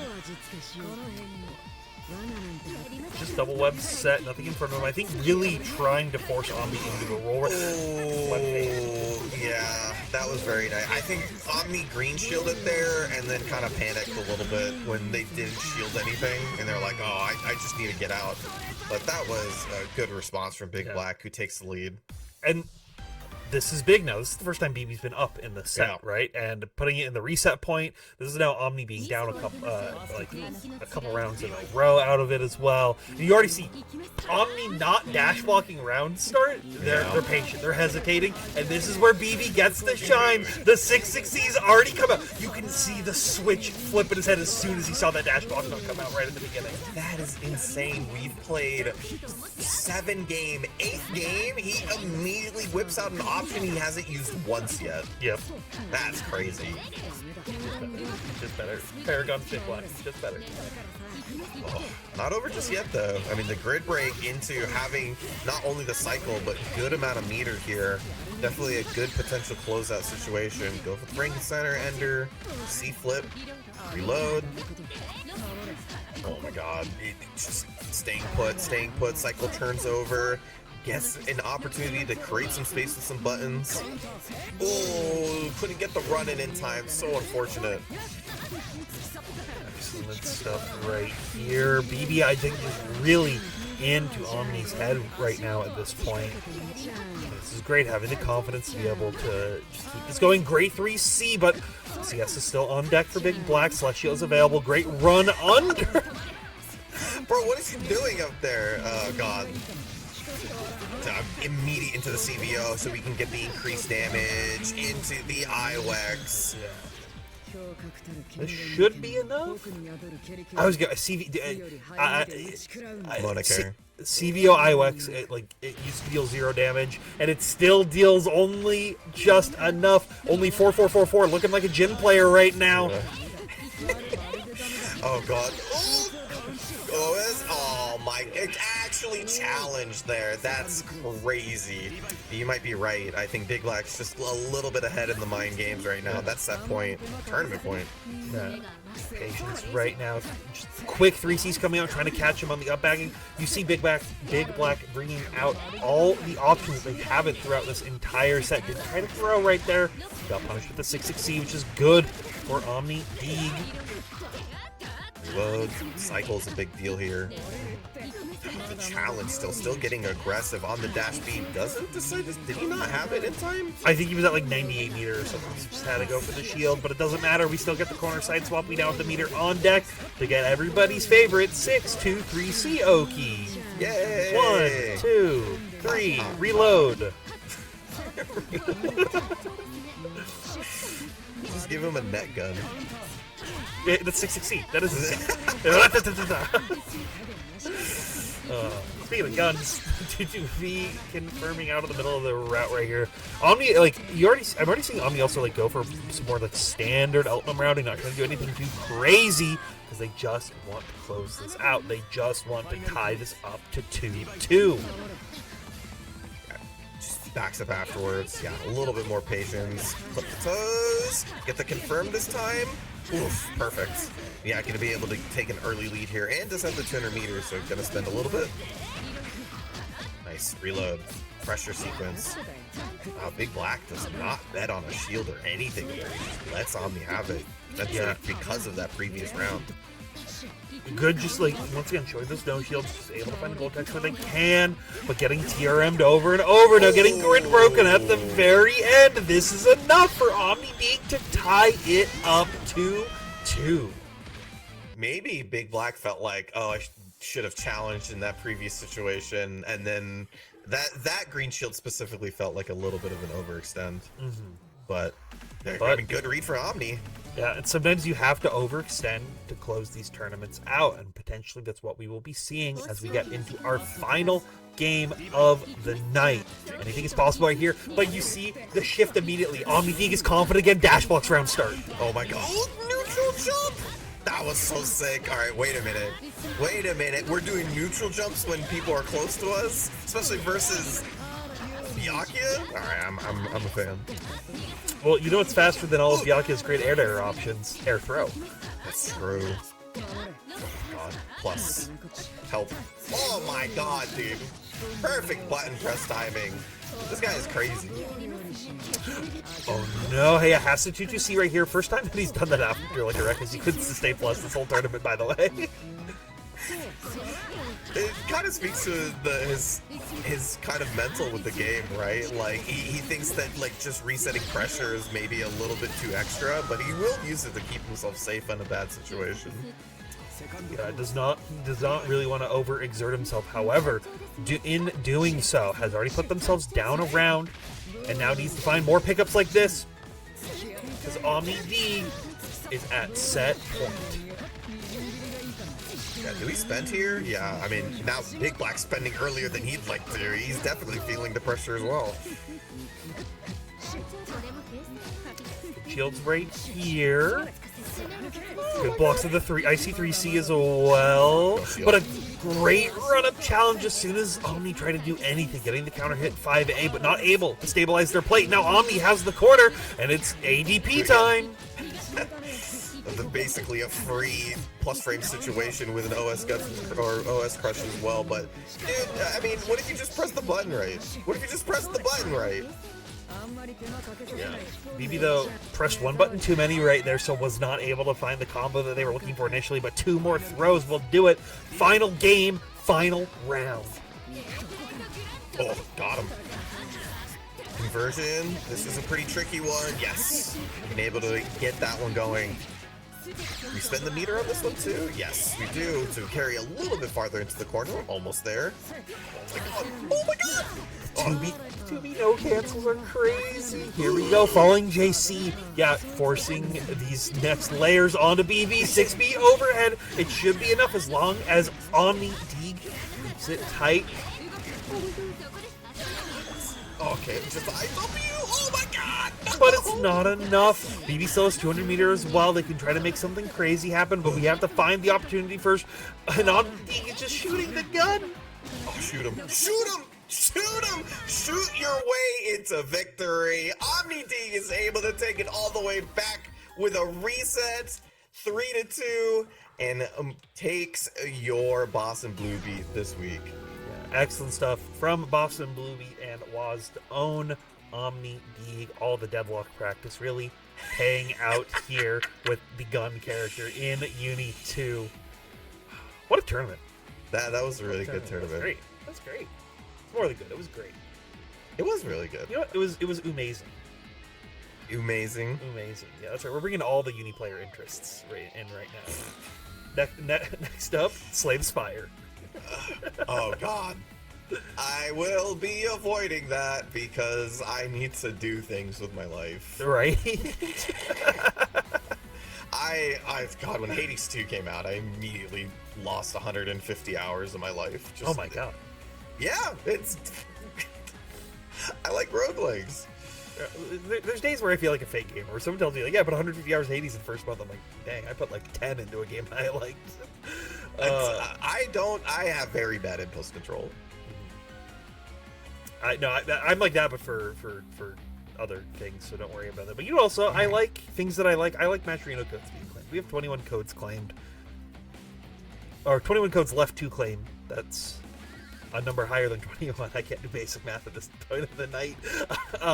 So please, ! Matcherino, claim those codes when you can. Once again, if you do have any additional funds in this current time, we have a bunch of different GoFundMes going around for Ludovic, Ryojin, and Excalibur Blades. You can check out those exclamation mark codes as well to make sure that you sign up for future Boston Blue Beat Burst Limit events that all lead into Beach episode. It's happening July 18th and 19th. Also, we didn't talk about this, but Boston Blue Beat's offline monthly is happening on March 7th, featuring a bunch of games. You can see them right here, including the ones that are all on the stream during this week for Burst Limit and more. We got Gears, we got Grand Blue, we got Sailor Moon S, we got MBAC. The world is full of joy and excitement here at Boston Blue Beat. So please check that out while you can.